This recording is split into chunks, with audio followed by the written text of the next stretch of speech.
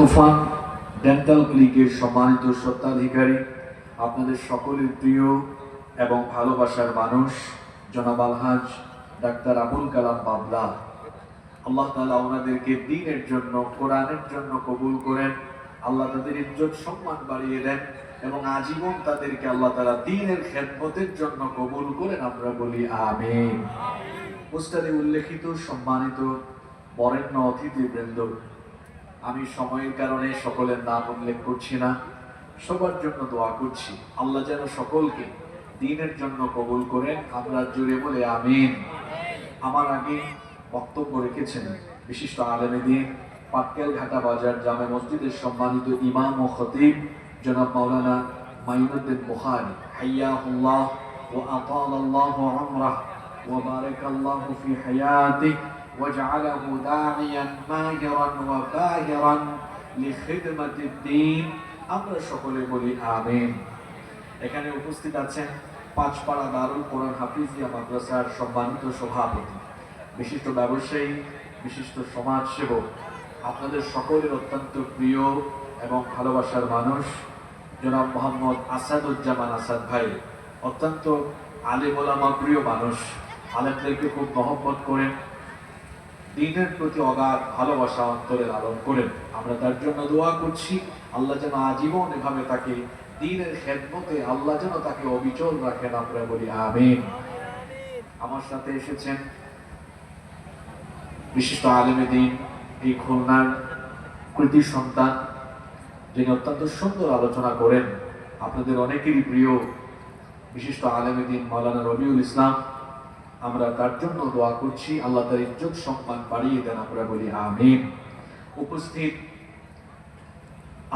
আজকের এই মাহফিলে উপস্থিত আকাশের তারকার সমতুল্য শ্রদ্ধাভাজন ওলামায়ে কেরাম, মাহফিলে এসেছেন আমাদের স্কুল কলেজ মাদ্রাসার সম্মানিত শিক্ষক মণ্ডলী, এসেছেন বিভিন্ন মসজিদের খোতাবা এবং আইম্মায়ে কেরাম, উপস্থিত এই এলাকার গণ্যমান্য এবং বিশিষ্ট ব্যক্তিবর্গ, উপস্থিত বিভিন্ন রাজনৈতিক দলের সম্মানিত নেতৃবৃন্দ, সামাজিক নেতৃবৃন্দ, আমার সামনে বসা পিতৃতুল্য সম্মানিত মুরব্বিয়ানে আযম, যুগে যুগে আল্লাহর জমিনে আল্লাহর দ্বীন প্রতিষ্ঠায় যারা অগ্রসেনানীর ভূমিকা পালন করেছেন, আমার কলিজার টুকরা প্রিয় যুবক, তরুণ এবং ছাত্র ভাইয়েরা, মহিলা প্যান্ডেল এবং বাসাবাড়ি থেকে শ্রবণরতার সম্মানিতা মা এবং বোনেরা, উপস্থিত মিডিয়ার প্রিয় কর্মী এবং সাংবাদিক ভাইয়েরা, পুলিশ প্রশাসন এবং গোয়েন্দা সংস্থার সম্মানিত ভাইয়েরা, প্রিয় পাঁচপাড়া পাটকেল ঘাটা তথা আমার প্রিয় সম্মানিত বীর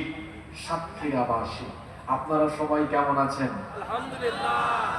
যারা চুপচাপ আছেন আপনারা কি ভালো নেই? সবাই কেমন আছেন? আলহামদুলিল্লাহ। আলহামদুলিল্লাহ, আল্লাহ আমাকেও ভালো রেখেছেন। আমাদের সবাইকে সুস্থতার সাথে বাঁচিয়ে রেখে আজকের এই সুন্দর বরকতময় নান্দনিক এবং জান্নাতি এই আয়োজনে আমাদেরকে শামিল হওয়ার তৌফিক যিনি দান করেছেন, বলার আওয়াজ বড় করে সবাই বলেন তো তিনি কে? সেই মহান রবের জন্য হৃদয়ের সবটুকু ভালোবাসা, আবেগ, অনুভূতিকে উজাড় করে দিয়ে খুশি মনে প্রাণবন্ত আওয়াজে উচ্চ কণ্ঠে কালিমাতুশ শুকর আদায় করে আমরা সকলেই পড়ছি আলহামদুলিল্লাহ। অসংখ্য অগণিত দুরূদ এবং সালাম পেশ করছি সর্বকালে সর্বযুগে সর্বশ্রেষ্ঠ মহামানব নবিয়ুনা ওয়া সাইয়্যিদুনা ওয়া কুদওয়াতুনা মুহাম্মাদুর রাসূলুল্লাহ, সকলে পড়েন সাল্লাল্লাহু আলাইহি ওয়াসাল্লামের প্রতি, যাকে আল্লাহ তাআলা আমাদের হেদায়েতের জন্য পাঠিয়েছেন। আল্লাহুম্মা সাল্লি আলাইহি আল্লাহুম্মা বারিক আলাইহি। সম্মানিত সাতক্ষীরাবাসী, মানুষের জীবনে সময় হচ্ছে সবচেয়ে মূল্যবান সম্পদ। যে সময় চলে যায় তার কোনোদিন ফিরে আসে না। এজন্য অপ্রাসঙ্গিক অপ্রয়োজনীয় কোনো কথাবার্তা বলে আমরা সময়ের বরকত নষ্ট করতে চাই না। সরাসরি আমরা আল্লাহর কালাম থেকে হেদায়েতের নিয়তে কিছু কথা বলবো এবং শুনবো ইনশাআল্লাহ। আল্লাহ তাআলা আমাদেরকে হেদায়েতের নিয়তে বলার এবং শোনার তৌফিক দান করেন। আমরা বলি আমিন। আমি শুরুতেই আপনাদের কাছে একটি বিষয় তুলে ধরতে চাই, সেটি হচ্ছে এই যে আপনারা এখানে এসেছেন, এখানে আসার জন্য আসা এমন হলে ভাই আপনি কোনো ফায়দা পাবেন না। আমি 30-40 মিনিট আপনাদের সকলের কাছ থেকে কনসেন্ট্রেশন আশা করছি, মনোযোগ আশা করছি। আমরা যদি অমনোযোগী হয়ে যাই তাহলে এই দামি দামি কথাগুলো আমাদের মেমোরি থেকে হারিয়ে যাবে। আমরা সবাই হেদায়েতের মানসিকতা নিয়ে 30-40 মিনিট খুব মনোযোগ দিয়ে আল্লাহর কালাম শুনতে পারবো তো? পারবেন তো? আমার আমি আজকে এখানে এমন একটা টপিকের উপর আলোচনা করব যে টপিকের উপর আলোচনা আমি এই বছর বা এর আগে করিনি। একেবারে নতুন একটা টপিক আপনাদের সামনে আজকে আলোচনা করব। খুবই গুরুত্বপূর্ণ একটা টপিক নিয়ে আমরা এখানে আজকে কথা বলবো ইনশাআল্লাহ। এই পৃথিবীতে আল্লাহ তাআলা আমাদেরকে কেন পাঠিয়েছেন? আল্লাহ তাআলা আমাদেরকে পাঠিয়েছেন তার ইবাদতের জন্য। আমরা যেন নেক আমল করে করে আখিরাতমুখী জীবন গঠন করি, কিয়ামতের মাঠে গিয়ে আমরা যেন বলতে পারি আল্লাহ যে উদ্দেশ্যে আমাদেরকে পাঠিয়েছিলে সেই উদ্দেশ্য আমরা সফল করেছি। আমরা তোমার হুকুম মেনেছি, বিধান মেনেছি, তুমি যেভাবে চলতে বলেছো সেভাবে চলেছি, সেভাবে আমরা জীবনযাপন করে এসেছি। আল্লাহ আমাদেরকে পৃথিবীতে পাঠিয়েছেন তার আনুগত্যের জন্য। সূরা মুলকের 2 নম্বর আয়াত পড়বেন, সেখানে আল্লাহ কি বলেছেন? আল্লাযী খালাকাল মাউতা ওয়াল হায়াতা লিয়াবলুয়াকুম আইয়ুকুম আহসানু আমালা। আমি এই যে মৃত্যু আর জীবন দিয়েছি, এর মাঝখানের সময়টা তোমাদেরকে কেন দিলাম জানো? এই যে লাইফ, ছোট্ট এই জীবন কেন দিলাম? লিয়াবলুয়াকুম আইয়ুকুম আহসানু আমালা, যাতে করে তোমরা আমলের ক্ষেত্রে কে উত্তম আমল করতে পারো এ ব্যাপারে তোমাদেরকে পরীক্ষা করার জন্য আমি পাঠিয়েছি। দুনিয়া হলো নেক আমল কামাইয়ের জায়গা, কারণ কিয়ামতের ময়দানে টাকা পয়সা ক্ষমতা কোনো কিছুই কাজে লাগবে না। যেটা কাজে লাগবে বুঝে শুনে বলেন তো সেটার নাম কি? সবাই তো বললেন না, বলেন সেটার নাম কি? আল ইয়াউমা লা ইয়ানফাউ মালু ওয়ালা বানুন। আল্লাহ বলছেন সেদিন ধন সম্পদ সন্তান সন্ততি। অন্যান্য আয়াতে আল্লাহ বলেছেন তোমাদের ধন দৌলত ক্ষমতা কোনো কিছুই কাজে আসবে না। যেটা তোমাদের কাজে লাগবে সেটার নাম হলো আমল। এই আমল পাল্লায় দেওয়া হলে যদি আমলটা ভারী হয়ে যায়, নেকির পাল্লা ভারী হলে সফল হয়ে যাবেন আপনি। আর আমলের পরিমাণে ঘাটতি দেখা দিলে খবর আছে, আপনি ক্ষতিতে বা জাহান্নামে নিপতিত হওয়া লাগবে। তাহলে আমাদেরকে আল্লাহ দিয়েছেন নেক আমলের জন্য। এই যে আমি কথা বলছি আপনারা শুনছেন, এটাও নেক আমল। সুবহানাল্লাহ পড়বেন না? আমরা যে নামাজ আদায় করি, রমজান মাসে রোজা রাখি, দান সদকা করি, কোরআন তেলাওয়াত করি, জিকির আজকার করি, মানুষের সেবা করি, দান করি, সবই নেক আমল।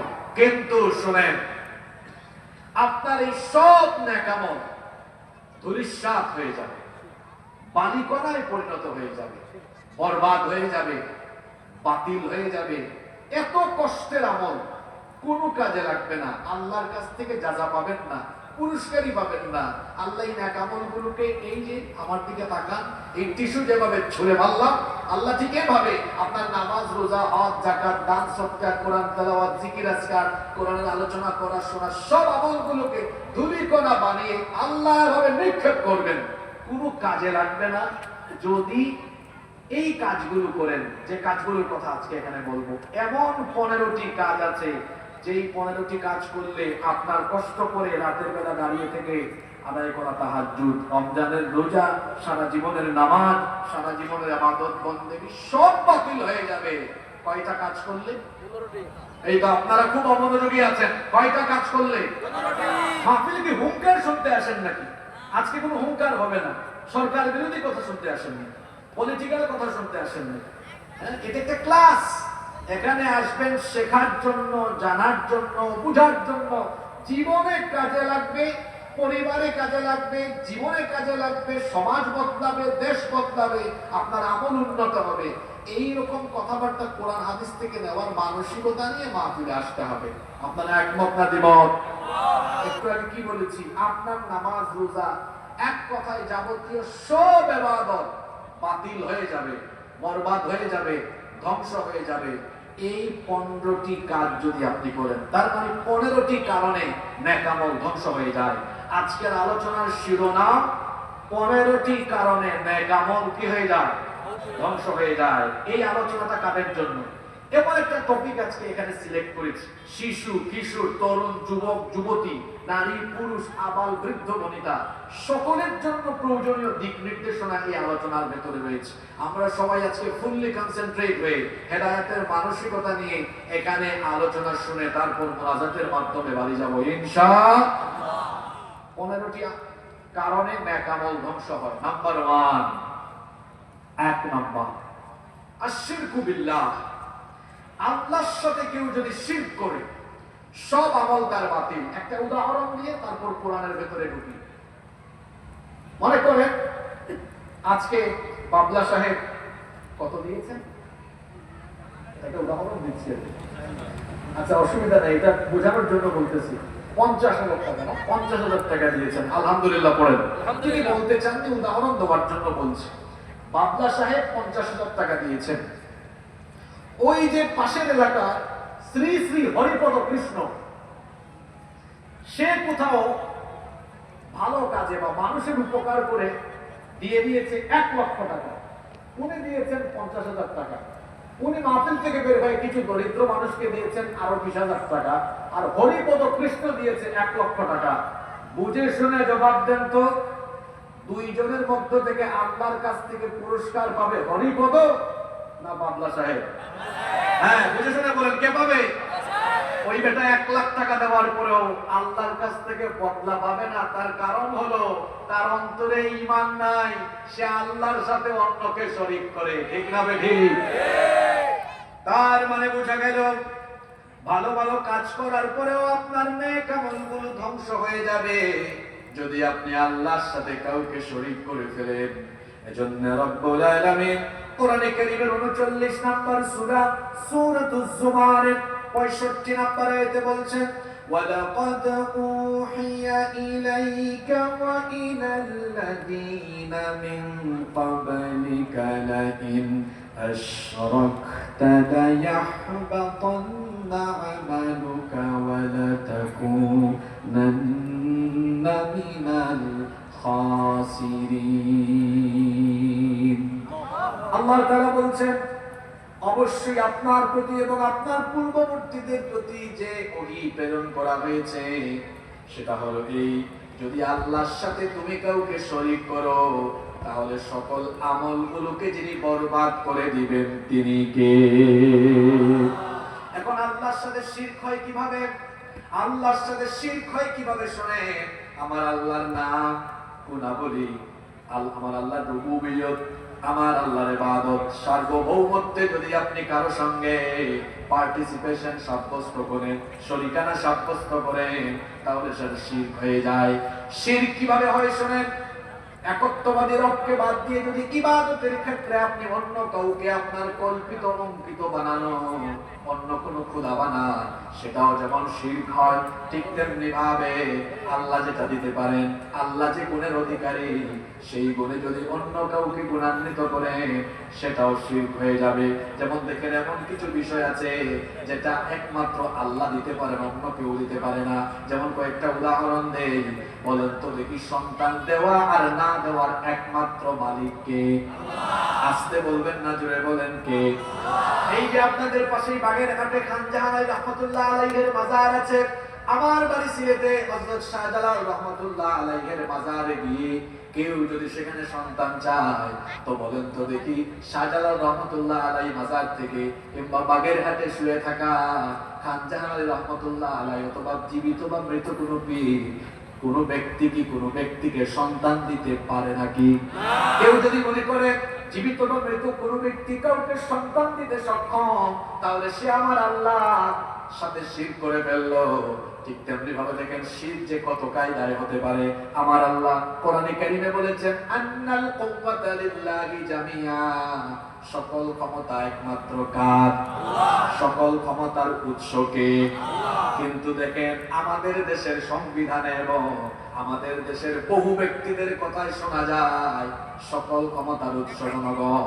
যেই ব্যক্তি বলবে সকল ক্ষমতার উৎস জনগণ, ওই ব্যক্তির ঈমান থাকবে না।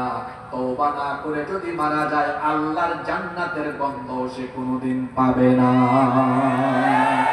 বলেন তো আমাদের দেশে এমন মানুষ মানুষ আছে না যারা বলে সকল ক্ষমতার উৎস জনগণ, বলে কি বলে না? এই ধান্দাবাজদের চরিত্র আপনাদের সামনে বলি।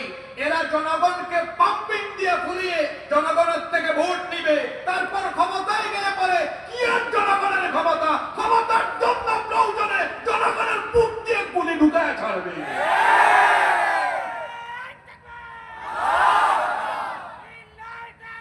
সাবধান, কথা বলার আগে সাবধানতার সাথে কথা বলেন। যেটা কোরআনের সাথে সাংঘর্ষিক, যেটা বললে ঈমান থাকে না, এমন কথা বলতে পারবেন। আবার কেউ যদি বলে যে আমি শরিয়া আইনে বিশ্বাস করি না, তার ঈমান থাকবে না। ঈমান থাকবে? আমাদের দেশে কত মানুষ, ওই যে আমার ভাই ডাক্তার সাহেব খুব সুন্দর একটা আয়াত করেছেন, ইকরা বিসমি রাব্বিকাল্লাযী খালাক, পড়ো তোমার রবের নামে যিনি সৃষ্টি করেছেন। আরে আজকে সেই রবের পড়াশোনা আমাদের নাই। রব কি চিনলাম না, জানলাম না। আমি একটা কথা বলি, কোট করে নেন। আমাদের দেশে আদমশুমারি অনুযায়ী বা জনশুমারি অনুযায়ী বলা হয় 90% মুসলমান। আমি বলে দিলাম, মিলায় নিয়েন, এই 90 এর মধ্যে 85% মুসলমানের তাওহীদ আর শিরকের কোনো জ্ঞান নাই। এরা বুঝে না তাওহীদ কি, শিরক কি। অথচ তাওহীদ আর শিরক না বুঝলে সেই ঈমানের মজা কোনোদিনও বুঝবে না। এক নাম্বার, কেউ যদি আল্লাহর সাথে শিরক করে, তার গোটা জীবনের সমস্ত আমলকে বরবাদ করে যিনি দিবেন তিনি কে? দুই নাম্বার, কুফর। কুফরের সাথে যে ব্যক্তি লিপ্ত থাকবে তারও কোনো আমল আল্লাহর দরবারে কবুল হবে না। কুফর আরবি শব্দ, এর অর্থ হলো অস্বীকার করা, অস্বীকার করা, অমান্য করা, অবাধ্য হওয়া, অস্বীকার করা। কেউ যদি কুফরে লিপ্ত হয়ে যায় তাহলে তার সকল আমলগুলো বরবাদ হয়ে যায়। এজন্য রব্বুল আলামিন কোরআনে কারীমের 5 নম্বর সূরা সূরাতুল মাঈদার 5 নম্বর আয়াতে বললেন, ওয়া মান ইয়াকফুর বিল ঈমানি ফাকাদ হাবিতা আমালুহু ওয়া হুয়া ফিল আখিরাতি মিনাল খাসিরিন। আল্লাহ তাআলা বলছেন, যেই ব্যক্তি ঈমানকে অবজ্ঞা করবে, ঈমানকে অস্বীকার জানাবে, ফাকাদ হাবিতা আমালুহু, তার সকল আমলগুলো বরবাদ হয়ে যাবে, ধ্বংস হয়ে যাবে। ওয়া হুয়া ফিল আখিরাতি মিনাল খাসিরিন, এবং আখিরাতে সেই ব্যক্তি ক্ষতিগ্রস্ত হয়ে যাবে। এখন বলবে, হুজুর একটু আগে তো শিরক বুঝলাম, কিন্তু শিরক তো বুঝলাম, কুফর আবার কি? শিরক আর কুফরের মধ্যে কিন্তু পার্থক্য আছে। এই যে শোনেন, আজকে যে কথাগুলো হবে সচরাচর সব মাহফিলে এই কথাগুলো শুনবেন না, এগুলো একাডেমিক কথাবার্তা। শিরক আর কুফর এই দুইটা শব্দের মধ্যে কিন্তু পার্থক্য আছে। শিরক হচ্ছে কোন অবিশ্বাসের নাম না, শিরক এটাও একটা বিশ্বাস, আর কুফর হচ্ছে সরাসরি অবিশ্বাস। পার্থক্য কি? শিরক আর কুফরের মধ্যে পার্থক্য হলো, কুফর মানে হচ্ছে আল্লাহকে অস্বীকার করা, রাসূলকে অস্বীকার করা বা দ্বীনকে অস্বীকার করা। আর শিরক মানে হলো আল্লাহর সাথে আরো একাধিক সত্তা আছে এই বিশ্বাস করা। কুফর মানে কি? কেউ আল্লাহকে গালি দিল, কেউ রাসূল সাল্লাল্লাহু আলাইহি ওয়াসাল্লামকে গালি দিল, রাসূলের সম্মান খাটো করলো, কেউ ইসলামকে অবজ্ঞা করলো বা ইসলামের বিধিবিধানকে অস্বীকার জানালো। যেমন নামাজ, রোজা এগুলো মানে না, মদ আল্লাহ হারাম করেছেন এটা সে মানে না। ইসলামের বিধানকে কেউ যদি অস্বীকার করে তাহলে সেই ব্যক্তি কুফর করে। জোরে বলেন, সেই ব্যক্তি কি করে? কুফর করে। আর যে ব্যক্তি কুফরি করে তাকে বলা হয় কাফির। যেই ব্যক্তি কুফর করে তাকে কি বলা হয়? কাফির। যেই ব্যক্তি শিরক করে তাকে বলা হয় মুশরিক। তাহলে দুইটা পরিভাষা, দুইটা ওয়ার্ড, মুশরিক আর কাফির। মুশরিকের আমলও বরবাদ, কাফিরের আমলও বরবাদ। কষ্ট হচ্ছে আপনাদের? এই 15টা পয়েন্ট একটু পরে আমি সবক নিব, হোমওয়ার্ক। 3, মুরতাদ, তারও সমস্ত আমল বরবাদ হয়ে যায়। মুরতাদ কে? মুরতাদ হচ্ছে যেই ব্যক্তি ইসলামের ভেতরে ছিল, মুসলমান ছিল, কিন্তু একটা পর্যায়ে ইসলাম থেকে খারিজ হয়ে, ইসলাম থেকে বের হয়ে চলে গিয়েছে, তাকে বলা হয় কি? মুরতাদ। যেই ব্যক্তি দ্বীন থেকে ফিরে যায় তার সকল আমলগুলো বরবাদ হয়ে যায়, ধ্বংস হয়ে যায়। এজন্য রব্বুল আলামিন কোরআনে কারীমের 2 নম্বর সূরা সূরাতুল বাকারা এর 217 নম্বর আয়াতে বলছেন, ওয়া মান ইয়ারতাদিদ মিনকুম আন দীনিহি فيمت وهو كافر فأولئك حبطت أعمالهم في الدنيا والآخرة وأولئك أصحاب النار هم فيها خالدون আল্লাহ তাআলা বলছেন যে ব্যক্তি তার নিজের দিন থেকে বেরিয়ে যায়, যে ব্যক্তি তার নিজের দিন থেকে ফিরে যায়, সে ব্যক্তি কাফের হয়ে যায়। আর সে যদি এই অবস্থায় মৃত্যুবরণ করে, তার দুনিয়া আখিরাতের সকল আমল বরবাদ হয়ে যাবে এবং জাহান্নামের আগুন হবে তার ঠিকানা। সেখানে সে চিরকাল থাকবে, সেখান থেকে তার বের হওয়ার আর কোনো সুযোগ থাকবে না। ইসলামী সরকার থাকলে, ইসলামী রাষ্ট্র থাকলে মুরতাদের শাস্তি কিন্তু খুব ভয়াবহ। এটা শুনে রাখেন, এটা একটা মাসালা। যদি কোনো ব্যক্তি মুরতাদ হয়, ইসলামী সরকার থাকলে তাকে মৃত্যুদণ্ড দিবে এবং তার জন্য আরো কঠোর বিধান। তাকে কোনো প্রকার গোসল দেওয়া হবে না। মানুষ মারা গেলে গোসল দেওয়া হয় না, কিন্তু মুরতাদের কোনো গোসল নাই, মুরতাদের কোনো গোসল নাই। এমনকি মুরতাদ তার জন্য কোনো জানাজাও নাই, এমনকি মুরতাদকে কোনো মুসলমানের কবরস্থানে দাফন করা যাবে না। মুরতাদের এমন কঠিন শাস্তি, যে ব্যক্তি মুরতাদ হয় দুনিয়া আখিরাতের সব আমল তার বরবাদ হয়ে যায়। তিনটা পয়েন্ট বলেছি। 1 নাম্বার বলেছি শিরক, 2 নাম্বার বলেছি কুফর, 3 নাম্বার বলেছি মুরতাদ। 4 নাম্বার পয়েন্ট থেকে খেয়াল করেন, এবার যুবকদের উদ্দেশ্যে কথা চলে এসেছে। 4 নাম্বার যে কাজ করলে আপনার সকল ভালো ভালো কাজ আল্লাহ বাতিল করবেন, এগুলো আল্লাহ অ্যাকসেপ্ট করবেন না, সেটা হচ্ছে নীরবে নিভৃতে একাকিত্বে হারাম গুনাহে লিপ্ত হওয়া। ও আমার যুবক ভাইয়েরা, পা ধরে বলছি, গোপন গুনাহ ছেড়ে দাও। এই মাহফিলে এসেছো, খুব ভালো কাজ করেছো, কিন্তু রাতের বেলা আবার 3টা 4টা পর্যন্ত গুগল শরীফে, ইউটিউব শরীফে ঢুকে গোপন গুনাহ করে, পর্নোগ্রাফিতে আসক্ত হয়ে, কিংবা বিবাহ বহির্ভূত হারাম রিলেশনে সম্পৃক্ত হয়ে গার্লফ্রেন্ডের সাথে কথা বলে নাপাকি করতে করতে, হারাম কাজ করতে করতে নিজের এই ভালো কাজকে ধ্বংস করে দিও না। খুব ভালো করে হাদিস শুনেন। আজকের পুরো আলোচনা যদি মনে রাখতে না পারেন, এই একটা হাদিস আপনাকে হেদায়েতের দিকে নিয়ে আসার জন্য এনাফ, যথেষ্ট। এই হাদিসটি ইবনে মাজাহ শরীফে এসেছে। হাদিসের বর্ণনাকারী সাহাবী হচ্ছেন সাউবান রাদিয়াল্লাহু আনহু। তিনি বলছেন, আল্লাহর নবী বলেছেন, লা আ'লামান্না আকওয়ামান মিন উম্মতি ইয়াতুনা ইয়াওমাল কিয়ামাতি বিহাসানাতিন আমসালি জিবালি তিহামাতাম বিদা।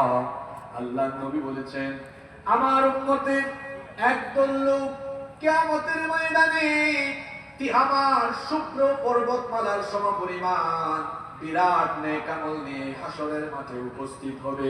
কিন্তু কি আশ্চর্য, ফায়াজালুহাল্লাহু আযজা ওয়া জাল্লা হাবাআন মানসুরা। কিন্তু মুহূর্তের মধ্যেই তাদের সেই পাহাড় সমপরিমাণ নেক আমল ধুলাবালির মতো ধূলিসাৎ হয়ে উড়ে যাবে, কোনো কাজেই লাগবে না। শুনতেছেন আপনারা? কি আশ্চর্য কথা! আমি জানি না আপনাদের ফিলিংস কেমন, আমার তো গায়ের লোম দাঁড়িয়ে গেল এই আদেশটা বলে। আল্লাহু আকবার! কি মারাত্মক কথা বলা হলো, যে পাহাড়ের সমপরিমাণ। আমার বাড়ি তো পাহাড়ি এলাকায়, পাহাড় দেখতে দেখতে বড় হয়েছি আমি, বিশাল বিশাল পাহাড়। আল্লাহ বলছেন, হাসরের মাঠে কেউ কেউ পাহাড়ের মতো উচ্চতার আমল নিয়ে উপস্থিত হবে, আর মুহূর্তেই তার সব আমল হারিয়ে যাবে, খুঁজে পাবে না সে। চিন্তা করেছেন কি আশ্চর্য কথা! সাহাবারা তো এই কথা শুনে অবাক হয়ে গেলেন। সাউবান রাদিয়াল্লাহু আনহু বললেন, ইয়া রাসূলুল্লাহ, আমরা বলি সাল্লাল্লাহু। তিনি আল্লাহর নবীকে জিজ্ঞেস করলেন, সিফহুম লানা, জাল্লিহিম লানা, আল্লা নাকুনা মিনহুম ওয়া নাহনু লা না'লাম। ওগো আল্লাহর নবী, আমরা জানি না কার সম্পর্কে আপনি কথা বলছেন। আপনি যাদের ব্যাপারে কথা বলছেন তাদের পরিচয় আর বৈশিষ্ট্য আমাদেরকে বলেন, যাতে করে আমরা আগে ভাগেই সতর্ক হয়ে যেতে পারি, তাদের কাতারে আমরা যেন শামিল না হই। আল্লাহ নবী তখন বললেন, আমা ইন্নাহুম ইখওয়ানুকুম ওয়া মিন জিলদাতিকুম ওয়া ইয়াখুদুনা মিনাল লাইলি কামা তাখুদুন। আল্লাহ নবী বললেন, ও সাহাবীরা শোনো, আমি যাদের কথা বলছি তারা তোমাদেরই ভাই, তারা তোমাদের সাথেরই মানুষ। এরা রাতের বেলা তোমাদের মতো তাহাজ্জুদ করে, তোমাদের মতো নামাজে যায়, রোজা রাখে। এই যে মাহফিল হয়েছে, মাহফিলেও আসে, দানও করে, সদকাও করে, হুজুরের বক্তব্য শুনে সুবহানাল্লাহ পড়ে, তাকবীরও মারে। আবার যখন একাকী নীরবে নিভৃতে থাকে, তখন আল্লাহ নিষেধ করা হারাম গুনাহে লিপ্ত হয়ে পড়ে। ঠিক করার জন্য এটা বলে নাই। আপনি বললেও আল্লাহ রসুলের কথা ঠিক, আপনি ঠিক না বললেও আল্লাহ রসুলের কথা ঠিক। এখান থেকে নিজের হেদায়েতের উদ্দেশ্যে শুনেন, কি আশ্চর্য কথা! আল্লাহু আকবার! কি বলা হচ্ছে এখানে? যে একাকিত্বের হারাম গুনাহ আপনার সব আমল বরবাদ করে দিবে। ও আমার যুবক ভাইরা, এখানে এমন অনেকে আছেন যারা এই রোগের রোগী। আরে ভাই, আমাদের ঈমান, আমাদের জীবন আর যৌবনকে ধ্বংস করে দিচ্ছে এই চরিত্র বিধ্বংসী উপাদান। এখানে দেখেন, যাদের বয়স 50 ঊর্ধ্ব, যারা, কি সুন্দর ফিজিক্যাল ফিটনেস তাদের, কারণ তারা যখন আমাদের মতো ইয়াং ছিলেন, তাদের সেই যৌবন বয়সে তাদের কাছে স্মার্টফোন, তাদের কাছে ওয়াইফাই, ইন্টারনেট কিছুই ছিল না। রাত জাগার কোনো উপাদান বা উপকরণ তাদের হাতে না থাকার কারণে বড়জোর তারা রাত 8টা-9টা পর্যন্ত জেগেছিলেন, তাড়াতাড়ি ঘুমিয়েছেন। খাদ্যাভ্যাস, ঘুমের অভ্যাস। ডাক্তার সাহেব আছেন এখানে, তিনি জানেন মানুষের ফিজিক্যাল ফিটনেস আর তার মেন্টালিটিকে, তার ব্রেইনকে সতেজ আর স্বাভাবিক রাখার জন্য খাদ্যাভ্যাস আর ঘুমের অভ্যাস, এটাকে সবসময় স্বাভাবিক রাখতে হয়। কিন্তু আজকের যুব সমাজ মোবাইল, ইন্টারনেটের অপব্যবহার করতে করতে আজকে তারা তাদের এই খাদ্যাভ্যাস আর ঘুমের অভ্যাসে এত ব্যাঘাত ঘটিয়েছে। ঘটাবেই না কেন? কারণ তারা তো এখন রাত 3টা-4টা পর্যন্ত মোবাইলে তাহাজ্জুদ পড়ে। কি ভদ্র পোলাপান, আবার ঠিক বলে স্বীকারও করে নিয়েছে। এজন্য এক একটার অবস্থা দেখেছেন। ডাক্তার সাহেব খুব স্বাস্থ্য সচেতন, একসাথে খাইলাম, বয়স হয়েছে কিন্তু ফিটনেস ঠিক আছে। এখানে দেখেন অনেকের বয়স 17-18 বছর, গালের 2 পাশের মাংস হাড্ডির চিপার ভিতরে ঢুকে গেছে। এমনি চুল 20-30টা পেকে গিয়েছে। দিনের বেলা জীবাণু মুরগির মতো হাঁটে। তোমার এই দুর্দশা কেন হয়েছে জানি তো, কারণ 17, 18, 20, 22 বছর বয়সে তোমার শরীরে তারুণ্যের শক্তি, যৌবনের উন্মাদনা থাকার কথা, কিন্তু আজ তুমি কেন এই দুরারোগ্য ব্যাধি রোগীর মতো চলাফেরা করছো? কারণ তুমি রাত 3টা-4টা পর্যন্ত মোবাইল আর ইন্টারনেটে আসক্ত হয়ে হয়ে জেনার সাগরে ডুব দিয়ে তুমি তোমার যৌবন, ক্যারিয়ার আর জীবনকে ধ্বংসের দ্বার প্রান্তে নিয়ে গিয়েছো। ফিরে আসো এখান থেকে, কাম ব্যাক করো, আল্লাহর দ্বীনের পথে ফিরে আসো। এই যে হাদিসটা পড়লাম, 15টি কারণে মানুষের আমল বাতিল হয়, বরবাদ হয়, ধ্বংস হয়। 4 নম্বরটা বলেছি, গোপনে গোপনে। ওই যে গার্লফ্রেন্ডকে ওগো শোনো মিস ইউ করে না, এটা কি প্রকাশ্যে বাপের সামনে করে না গোপনে করে? এই যুবক ভাইয়েরা কথা বলেন, এটা প্রকাশ্যে হয় না গোপনে হয়? আপনি যে গার্লফ্রেন্ড বানায় গোপনে বলেন আই লাভ ইউ জান, এটা প্রকাশ্যে বলেন না গোপনে বলেন? এটাই এখানে বলা হচ্ছে যে আপনার সব আমল, ভালো কাজগুলো আল্লাহ বাতিল করে দিন। আল্লাহ বলবেন এগুলো সরাও, ফেরেশতাকে বলবেন সরাও এখান থেকে, রিমুভ করো, ডিলিট করো। কেন? কারণ সে ভালো কাজও করেছে, আবার হারাম কাজগুলো খুব গোপনে করেছে, মানুষ দেখে নাই, বাপ মা দুনিয়ার মানুষ কেউ দেখে নাই। কেউ যেটা দেখে না সেটা দেখেন কে? কেউ যেটা শুনে না সেটা শুনেন কে? যুবক ভাইয়েরা, আজ এখান থেকে তওবা করে উঠুন, হতাশ হবেন না। আমি জানি অনেকের মন খারাপ হচ্ছে, বিবেকের দুয়ারে করাঘাত করছে, কি করলাম, তাহলে কি আবার সব বাতিল হয়ে গেল? হতাশ হবেন না। মনে রাখবেন, আমাদের গুনাহের পরিমাণ যত বেশি, আমার আল্লাহর দয়ার পরিমাণ তার থেকে আরো বহু গুণে বেশি। সুবহানাল্লাহ। আজ যদি এখানে তওবা করে উঠে যান, তওবা করে বাড়ি যেতে দেরি হবে, আল্লাহর ক্ষমা আসতে দেরি হবে না। সুবহানাল্লাহ। আল্লাহ আপনি আমাদেরকে তওবা করার তৌফিক দান করেন, বলেন আমিন। কষ্ট হচ্ছে নাকি আপনাদের? বাকি পয়েন্টগুলো কিন্তু আরো চমৎকার। কষ্ট হচ্ছে? আমরা ভাই এই তো 5 নম্বরে চলে আসছে, দ্রুত গতিতে আগাচ্ছে। 5 নম্বর যে কারণে নেকামল ধ্বংস হয়, 5 নম্বর কারণ রিয়া।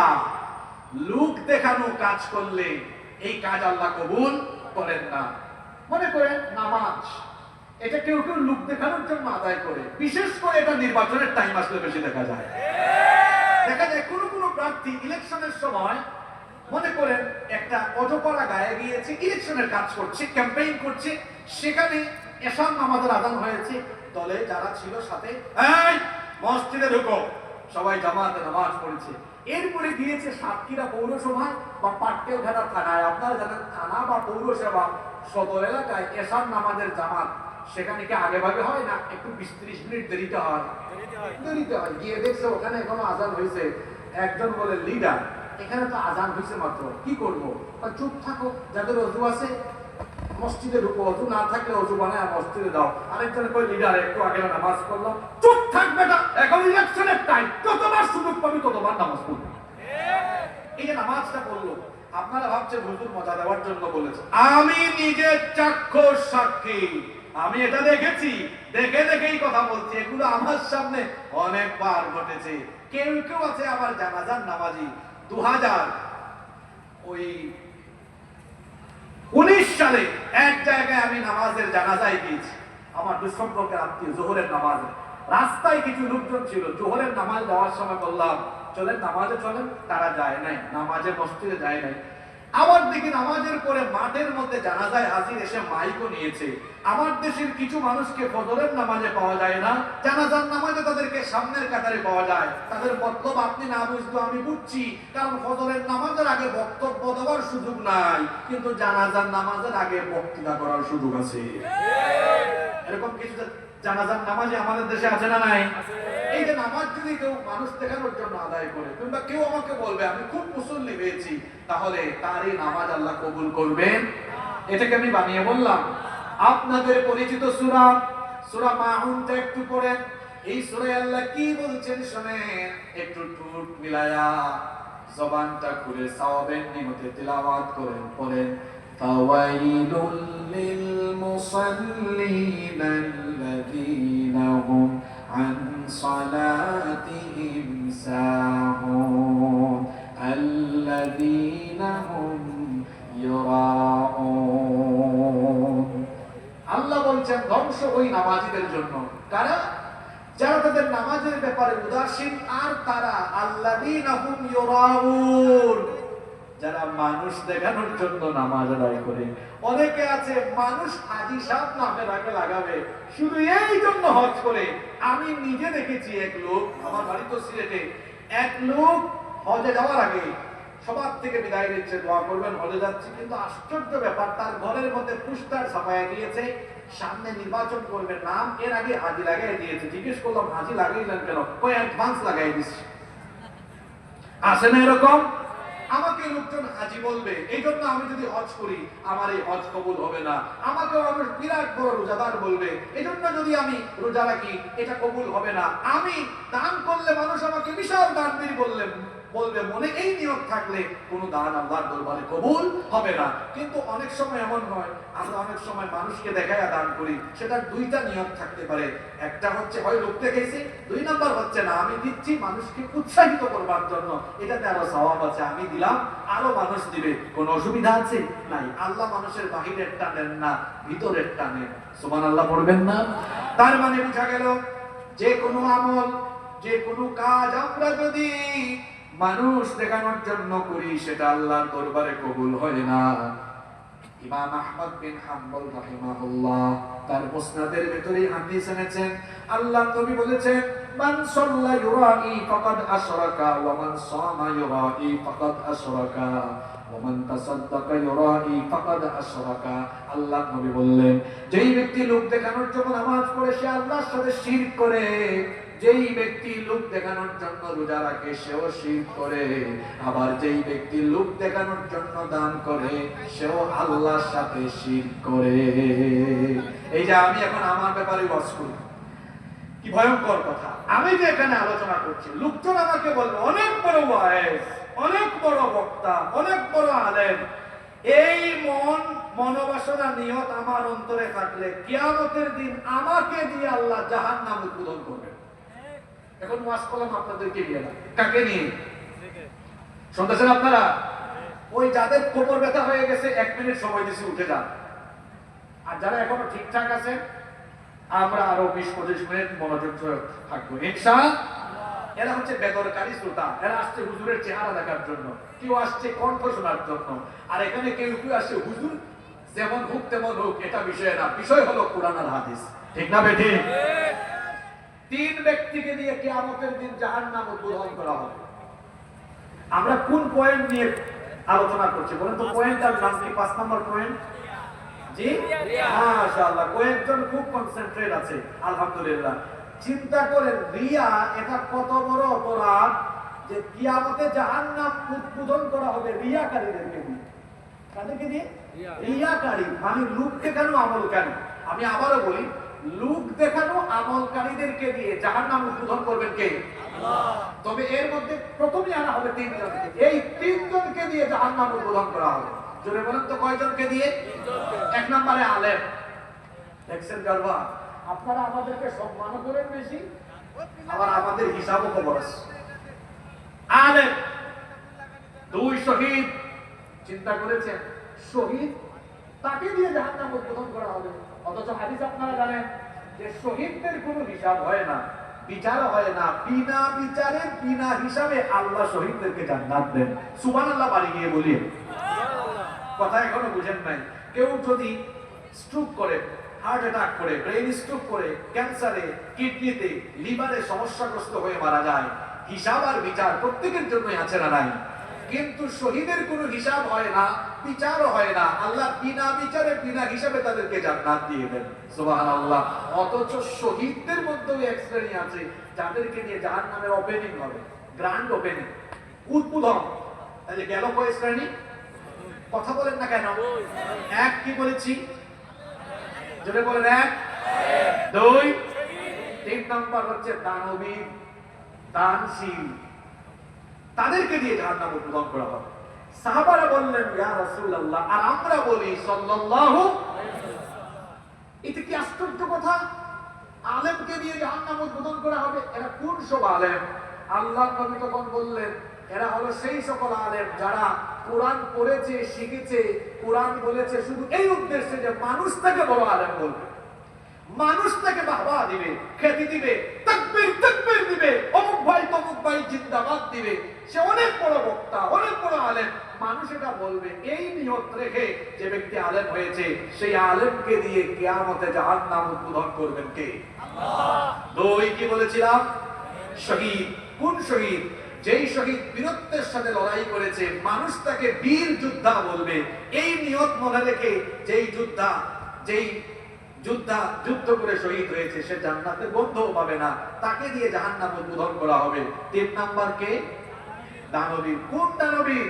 শুধু লোকে আমাকে বলবে আমি বিরাট বড় দানবীর, বিরাট বড় দানশীল, এটা মনে রেখে সব সময় দান করে। তাহলে এই দানবীরকে দিয়ে কিয়ামতের দিন জাহান্নাম উদ্বোধন করবেন কে? আল্লাহ। আল্লাহ এই তিন শ্রেণী থেকে আমাদেরকে হেফাজত করুন। আরো আসতে বলেন আমিন। তাহলে বোঝা গেল রিয়া, লোক দেখানো আমল, এটা করলে আমল কবুল হয় না বাতিল হয়? আরো আসতে বলেন, কবুল হয় না বাতিল হয়? এবার শুনেন হাদিসে কুদসি। হাদিসে কুদসি মানে কি? হাদিসে কুদসি মানে হলো যেটা কাল আল্লাহ, আল্লাহ বলেছেন। শুনেন, মুসনাদে আহমদের মধ্যে এসেছে আল্লাহ তাআলা বলছেন কিয়ামতের দিন রিয়াকারী অর্থাৎ লোক দেখানো আমলকারী ব্যক্তিদেরকে আল্লাহ বলবেন ইযহাবু ইলাল্লাযিনা কুনতুম তুরাউনা ফিদ দুনিয়া, যাও যাও তোমরা সেই সকল লোকদের কাছে যাও যাদের বাহবা পাওয়ার জন্য দুনিয়াতে তোমরা আমল করেছিলে। ফানজুরু হাল তাজিদুনা ইনদাহুম জাযা, গিয়ে দেখো ওই ভালো কাজের পুরস্কার কিয়ামতে আজকে তারা দিতে পারে কিনা। বলেন তো কিয়ামতের দিন আল্লাহ ছাড়া অন্য কেউ জাযা দিতে পারবে কিনা? আরো জুড়ে বলেন পারবে কিনা? এজন্য আল্লাহর কাছ থেকে যদি জাযা পেতে চাই, লোক দেখানো আমল আমরা জারি রাখবো না আজকে থেকে বন্ধ করে দিব? টায়ার্ড হয়ে গেছেন নাকি আপনারা? এখানে কথা বলে কে আর ক্লান্ত হয়ে কে? আশ্চর্য, চিন্তা করেছেন? হ্যাঁ, একটু জোরে বলেন তো, লোক দেখানো আমল বাতিল করে দেন কে? এই পাঁচটা পয়েন্ট কার কার মুখস্থ হইল বলেন? এক কি বলেছি? মাশাআল্লাহ। দুই, আপনি তো খুব মনোযোগী, সাংঘাতিক। শুনেন, আমরা যখন পড়ালেখা করতাম, আমি তো আলহামদুলিল্লাহ সারা জীবনে ক্লাস পেয়েছি, অনার্স মাস্টার্সে গোল্ড মেডালিস্ট ছিলাম, স্বর্ণপদক প্রাপ্ত আলহামদুলিল্লাহ। চেষ্টা করতাম স্কুলে, মাদ্রাসায়, ইউনিভার্সিটিতে পড়েছি, সামনে বসতাম আর চেষ্টা করতাম আমার কোর্সগুলো যে স্যাররা পেয়েছেন সবার মনোযোগ আকর্ষণ করতে, সবার চোখের মনি হতে।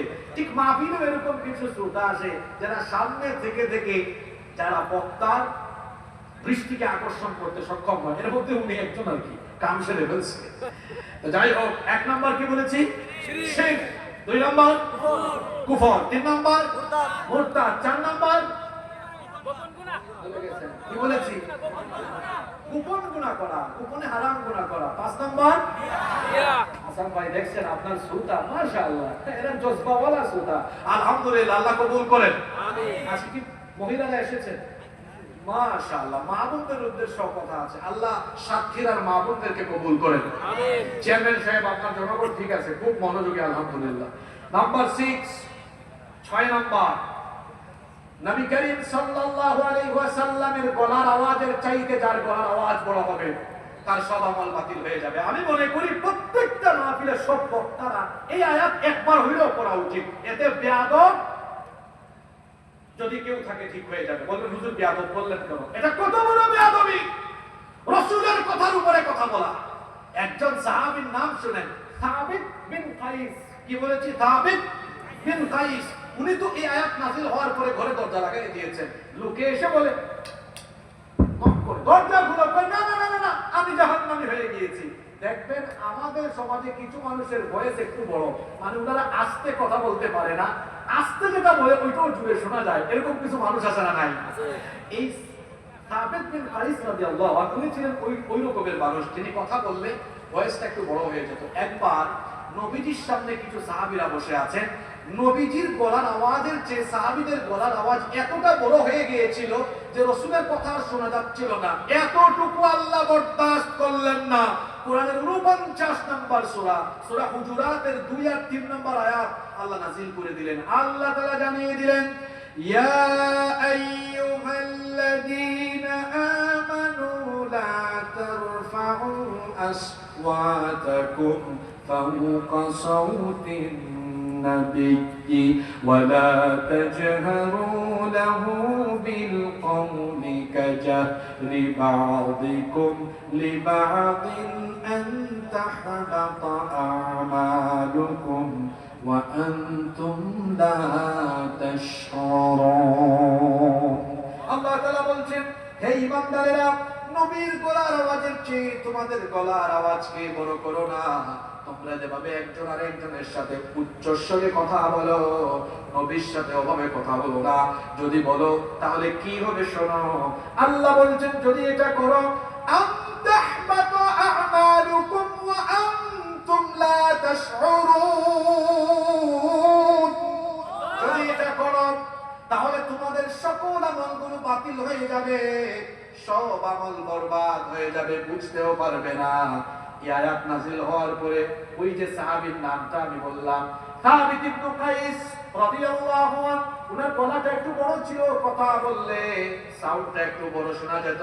এই আয়াতটা নাযিল হওয়ার পরে রাসূল প্রেম কাকে বলে শোনেন? আদব কারে বলে? আদবের স্বার্থে তিনি গিয়ে তার বাড়ির মধ্যে রুমের দরজা বন্ধ করে দিয়ে বলতে লাগলেন, আমি তো জাহান্নামী, আমি তো জাহান্নামী। লোকজন এসে বলে, কি ব্যাপার, আপনি নিজেকে জাহান্নামী বলেন কেন? সেই সাহাবী তখন বললেন, এই আয়াতটা আল্লাহ নাযিল করেছে, এখন এই আয়াত যে নাযিল হলো আমার অন্তরে ভয় চলে এসেছে। আমার গলার আওয়াজটা সাউন্ডটা একটু বড় হয়ে যায়, রাসূলের সামনে গেলে যদি আমার গলার আওয়াজটা বড় হয়ে যায় জাহান্নামী হয়ে যাব। এজন্য রাসূলের সামনে আমি যাব না। এই সাহাবী দীর্ঘ কয়েকদিন ধরে রাসূলের সামনে যান না। আমার নবী বললেন, একদিন তিনি সাআদ ইবনে মুআয রাদিয়াল্লাহু আনহুকে বললেন, সাআদ এদিকে আসো। আমার সাহাবী সাহাবী কোথায়, তাকে আমি কয়েকদিন ধরে দেখি না কেন? তখন সাআদ ইবনে মুআয রাদিয়াল্লাহু আনহু বললেন, নবী আমি ব্যাপারটি জেনে আপনাকে জানাচ্ছি। তিনি ব্যাপারটি জেনে তারপরে এসে নবীজিকে বললেন। নবীজি তখন শুনে বলেন, আরে আমার সাহাবী আমাকে কত বেশি সম্মান করে, তাকে গিয়ে দাঁড়িয়ে দাও। রাসূল তার জবান দিয়ে নিজে বলেছেন, বাল হুয়া মিন আহলিল জান্নাহ। আমার সাবিত ইবনে কাইস রাসূলের প্রতি আদব দেখানোর কারণে আমার আল্লাহ তাকে জান্নাতি বানিয়ে দিয়েছে। জীবদ্দশায় যেমন আমার রাসূলের সম্মান ছিল, আমার রাসূলের ওফাতের পরেও আমার রাসূলের সম্মান মর্যাদা এখনো আছে না নাই? আমার রাসূলের ওফাতের পরে রাসূলের মাকবারা রওজা পাকের সামনে গেল সাহাবীরা খুব নীরব হয়ে যেতেন। হজ বা উমরা করেছেন কে কে হাত তুলেন। ইয়া আল্লাহ, মাত্র কয়েকজন। ও আল্লাহ, তুমি কি দেখো না তোমার এত বান্দা এখনো তোমার ঘরের মেহমান হতে পারলেন না। আল্লাহ, এখানে যারা যারা হাজির সবাইকে তুমি তোমার ঘরের মেহমান বানিয়ে দাও। যারা আমিন বলেন এরা কপাল পুরা, এরা হৃদয় থেকে চায় না। কত বড় দোয়া করলাম। আমি গত 6-7 বছর ধরে প্রতি বছর যাই, আর আসার সময় বারবার কেঁদে কেঁদে বুঝে আসি, আল্লাহ যত বছর হায়াত রাখবা ততবার তোমার ঘরটাকে দেখাই। কত বড় নিয়ামত, এই ঘরের দিকে তাকালেও আমল নামায় সওয়াব হয়। সুবহানাল্লাহ পড়বেন না? আপনাদের জন্য দোয়া করছি, আল্লাহ এখানে যারা আছেন মা বোনরা সহ সবাইকে তুমি জীবনে একবার হইলেও তোমার ঘরের মেহমান তুমি বানিয়ে দিও। আরো জোরে বলেন আমিন। মসজিদে নববীতে গিয়েছেন, এই যে আমাদের বাবলা সাহেব গিয়েছেন, রাসূল পাক সাল্লাল্লাহু আলাইহি সাল্লামের রওজা পাকের কাছ দিয়ে গেলে এই আয়াতটা দেখবেন বড় করে লেখা আছে, ইয়া আইয়ুহাল্লাযীনা আমানু লা তারফাউ আসওয়াতাকুম ফাওকা সাওতিন। এই আয়াতটা লেখা এখনো ওখান দিয়ে গেলে সেখানে যারা দায়িত্ব পালন করে কেমনে বলে আদব আদব। মুফাসসিরিনে কেরাম, মুহাদ্দিসিনে কেরাম তারা বলছেন রাসূল তো এখন আমাদের মাঝে নেই, তিনি তার রওজা পাকে আছেন। এখন রাসূলের প্রতি আমরা আদব দেখাবো কিভাবে? রাসূলের কথা বা আলোচনা বা হাদিস বলা হলে চুপচাপ নীরব হয়ে শুনতে হবে। এজন্য আমাদের উস্তাদরা হাদিসের দর্শ তখন আমাদেরকে দিতেন, বলতেন ছাত্ররা রাসূলের হাদিস শুরু হচ্ছে, অর্থাৎ কথাগুলো সরাসরি কার? রাসূলের। কার? রাসূলের কথা চলছে। এখন যদি তোমার গলার আওয়াজ বড় হয়ে যায় বেয়াদবি হয়ে যাবে, আর বেয়াদবি হলে সকল আমল বরবাদ করে দিবেন কে? এই জন্য বলেছিলাম সব বক্তাদের উচিত এই আয়াতটা আগে বলে ওয়াজ শুরু করা। শুক্রবার জুমার দিনে অনেকে আছে খালি কথাবার্তা বলে, অথচ খুতবা শোনা কি ওয়াজিব। যখন কুরআন হাদিসের কথা শুরু হয়, কেউ যদি ওই বক্তা বা ওই খতিবের চেয়ে বড় গলায় কথা বলে, সে আল্লাহ তাআলা রাসূলের সঙ্গে বেয়াদবি করে। এজন্য খবরদার, কোরআন হাদিসের বয়ান চললে চুপচাপ থাকবেন। আল্লাহ তুমি আমাদেরকে আদবওয়ালা বানিয়ে দাও, বলেন আমিন। তাহলে 6 নম্বর পয়েন্ট জানলাম, রাসূলের কথার উপর কথা বড় হয়ে গেলে, আওয়াজটা ভারী হয়ে গেলে আমল বরবাদ করে দেন কে? 7 নাম্বার হলো দান করে খুঁটা দিলে, দান করে কি দিলে? খুঁটা দিলে আমল বরবাদ করে দেন কে? রব্বুল আলামিন কোরআনে কারীমের 2 নম্বর সূরা সূরাতুল বাকারা 264 নম্বর আয়াতে বললেন, ইয়া আইয়ুহাল্লাযীনা আমানু লা তুবতিলু সাদাকাতিকুম বিল মান্নি ওয়াল আযা। হে ঈমানদারেরা, তোমরা দান করে খুঁটা দেওয়ার, কষ্ট দেওয়ার মাধ্যমে তোমাদের দান সদকা বাতিল করে দিও না।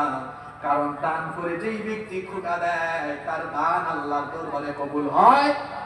কিছু উদাহরণ দেই, যেমন মনে করেন এই রমজান মাসে আপনি কোনো অসহায় মানুষকে যাকাতের টাকা দিয়ে একটা ভ্যান কিনে দিয়েছেন, তার জন্য দরিদ্রতার হালতটা দূর হয়ে যায়। 3-4 মাস পরে তারে দেখে বললেন, এই বেটা বেশি কথা বলিও না, আমি দান করছি বলে আজকে তোমার ঘরের অবস্থা সচ্ছল হয়েছে। এই যে আপনি দান করে তারে কি দিয়ে ফেললেন? চলে বলেন কি দিয়ে ফেললেন? এই যে আজকে 5 পারা দারুল কোরআন হাফেজিয়া মাদ্রাসায় মনে করেন এই যে আপনি 10 লক্ষ টাকা দিলেন একটা বিল্ডিং এর কিছু কাজ হলো, 3 বছর পরে বললেন আমি দিছি বলে হইছে। এটা আপনি দান করে কি দিলেন? জোরে বলেন কি দিলেন? এইভাবে দান করে খুঁটা দিলে, মানুষের উপকার করার পরে খুঁটা দিলে এই আমলগুলো বাতিল করে দিনে দিবেন। জোরে বলেন তিনি কে? শুধু তাই নয়, আল্লাহ তাআলা এই সকল ব্যক্তিদের উপরে এত নারাজ থাকেন, এতই নাখুশ থাকেন। শুনেন হাদিসটা ভালো করে শুনেন। আল্লাহ নবী বলেছেন, সালাতাতুল্লা ইউকাল্লিমুহুমুল্লাহু ইয়াওমাল কিয়ামাহ, 3 ব্যক্তির সাথে কিয়ামতের দিন আল্লাহ কথা বলবেন না। ওয়ালা ইয়ানজুরু ইলাইহিম, আল্লাহ তাদের দিকে তাকাবেন না। ওয়ালা ইউযাক্কিহিম, আল্লাহ তাদেরকে পবিত্র করবেন না। ওয়ালাহুম আযাবুন আলীম, আল্লাহ তাদেরকে কঠিন শাস্তি দিবেন। চারটা কথা বলা হয়েছে। এই তিন ব্যক্তির দিকে কিয়ামতের দিন আল্লাহ তাকাবেন না, কথাও বলবেন না, পবিত্র করবেন না, আযাব থেকে মুক্তিও দিবেন না। সাহাবীরা বললেন, নবী গো তারা কারা? আল্লাহর নবী বললেন, এক নাম্বার হলো আল মান্নান। চলে বলেন, এক নাম্বার কি? এখানে আবার আব্দুল মান্নান নামে কেউ থাকলে রাগ করেন না যে হুজুর দিকে আমার বিরুদ্ধে ওয়াজ করলো।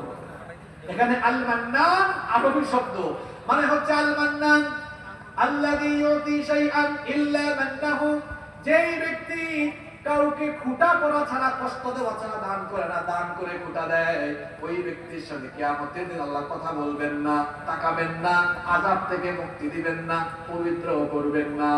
দুই নাম্বার ব্যক্তি হলো যেই ব্যক্তি মিথ্যা কসম করে পণ্য বিক্রি করে।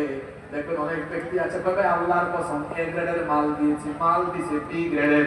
এমন নাপাক ব্যবসায়ী আমার দেশে আছে না নাই? আর উঠে বলে আছে না নাই?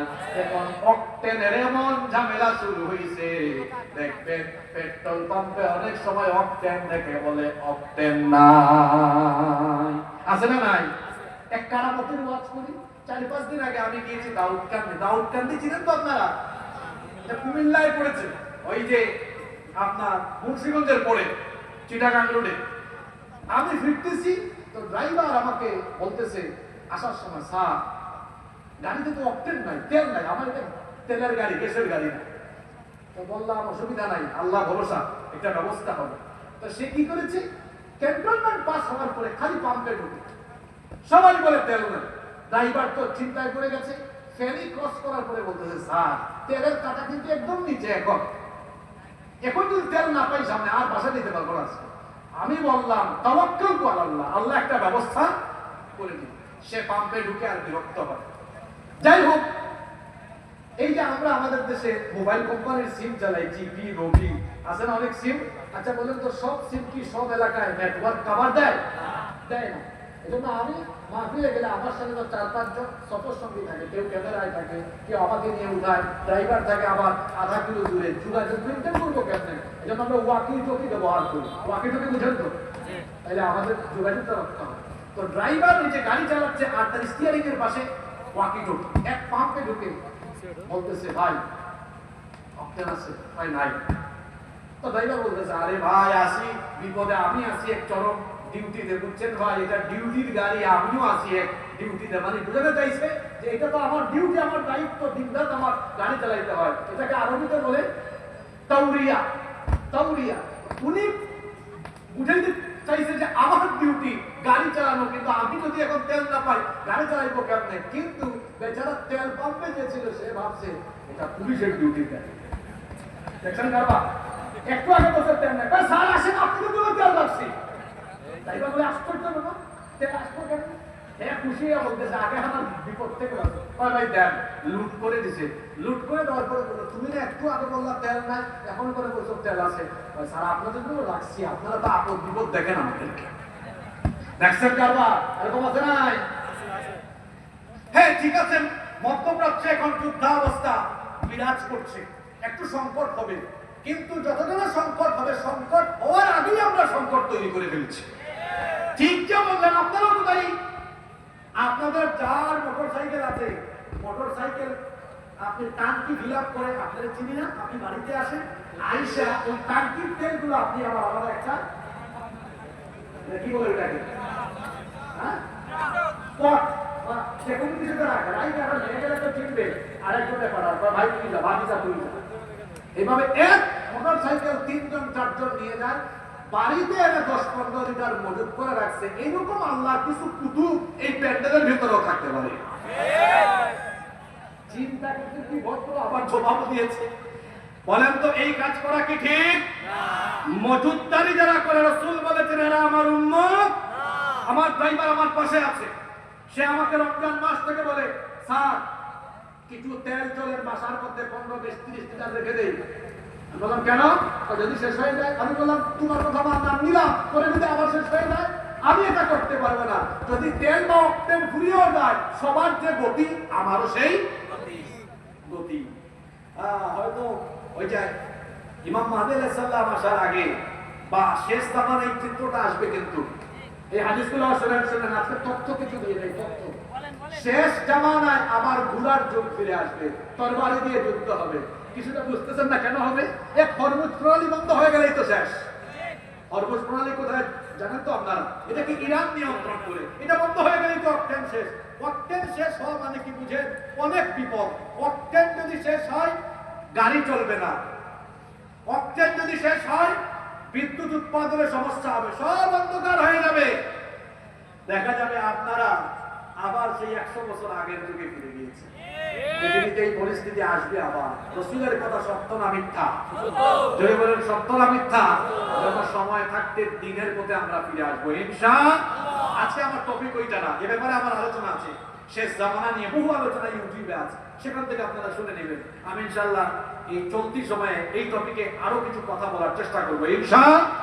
তো বলছিলাম মজুদদারি করা যাবে না, মজুদদারি করা যাবে না।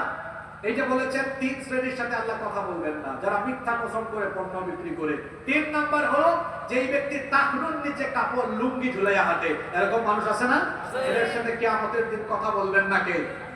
দান করে গোটা দেওয়া যাবে না, আমল বরবাদ হয়ে যাবে। নাম্বার 8, কষ্ট হচ্ছে নাকি আপনাদের? হ্যাঁ, আমি কি চালাবো না, শেষ করে দিব? 12-13 মিনিট থাকতে পারবেন না? ইনশাআল্লাহ। ইনশাআল্লাহ। আওয়াজ তো ছোট হলো, পারবেন?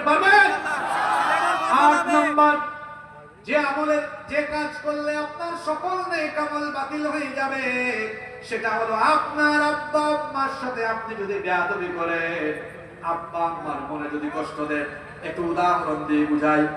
এক লোক তার বাপকেও দেখে না, মাকেও দেখে না, বাপকে কষ্ট দেয়, মাকে কষ্ট নেয়, খাওয়ায় না, চিকিৎসা করায় না, ভরণ পোষণের কোনো দায়িত্ব নেয় না, নিজের সম্পদও আছে, মা বাপের খবরও নেয় না। অন্যদিকে আজান হলে 5 ওয়াক্তের নামাজি, মসজিদের মুতাওয়াল্লি, হজ করেছে, উমরা করেছে কয়েকবার, তাহাজ্জুদ করে, দান করে, সাদকাও করে। কিন্তু মনে রাখবেন, আপনার নামাজ, রোজা, হজ, যাকাত, দান, সদকা সকল নেক আমল বাতিল হয়ে যাবে, বরবাদ হয়ে যাবে যদি আপনি আপনার পিতামাতার অবাধ্য হয়ে যান, পিতামাতার সাথে বেয়াদবি করে। কারণ আল্লাহর নবী বলেছেন, তালাকাতুল্লাহ ইয়াকবালুল্লাহু আযজা ওয়া জাল্লা মিনহুম সারফা ওয়া আদলা। 3 ব্যক্তির কোনো ফরজ এবং নফল কোনো ইবাদত আল্লাহ কবুল করেন না। 1 নাম্বার হচ্ছে আল মান্নান, যে ব্যক্তি দান করে খোটা দেয়। 2 নাম্বার হচ্ছে মুকাদ্দিমুন বিকাদার, যে তাকদীর অবিশ্বাস করে।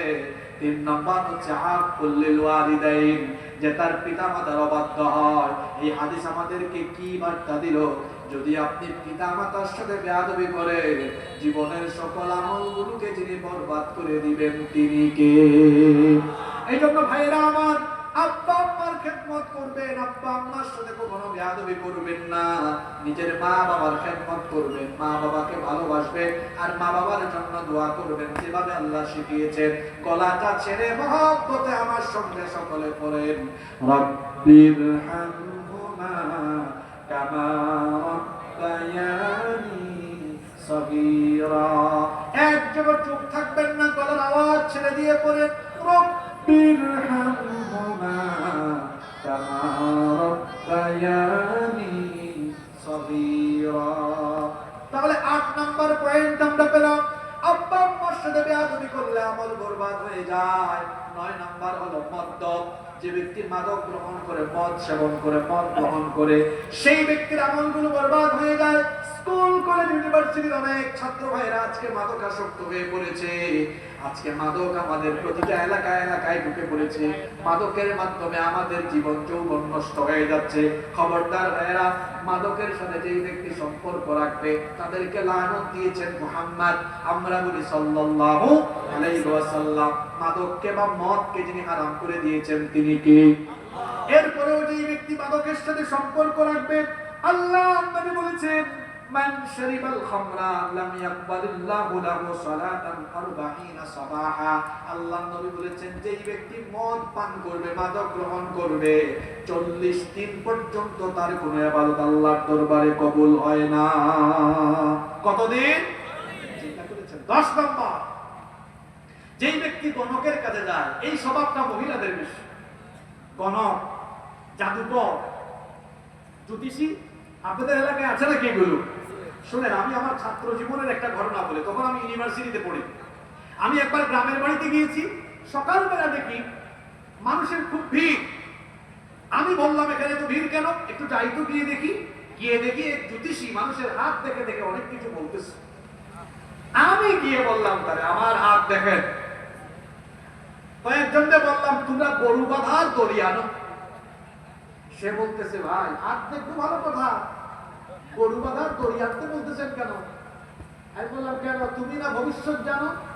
আজকে ফজরের পরে যখন বাড়ি থেকে বের হয়েছিল তুমি কি জানতো না আজকে যে আসিফুর রহমান তোমার এখানে বাড়িটা পিটাবে? কয় ভাই আমার সারা আল্লাহর রাস্তায় মাফ করে, এটা বলে মানুষের দৌড়।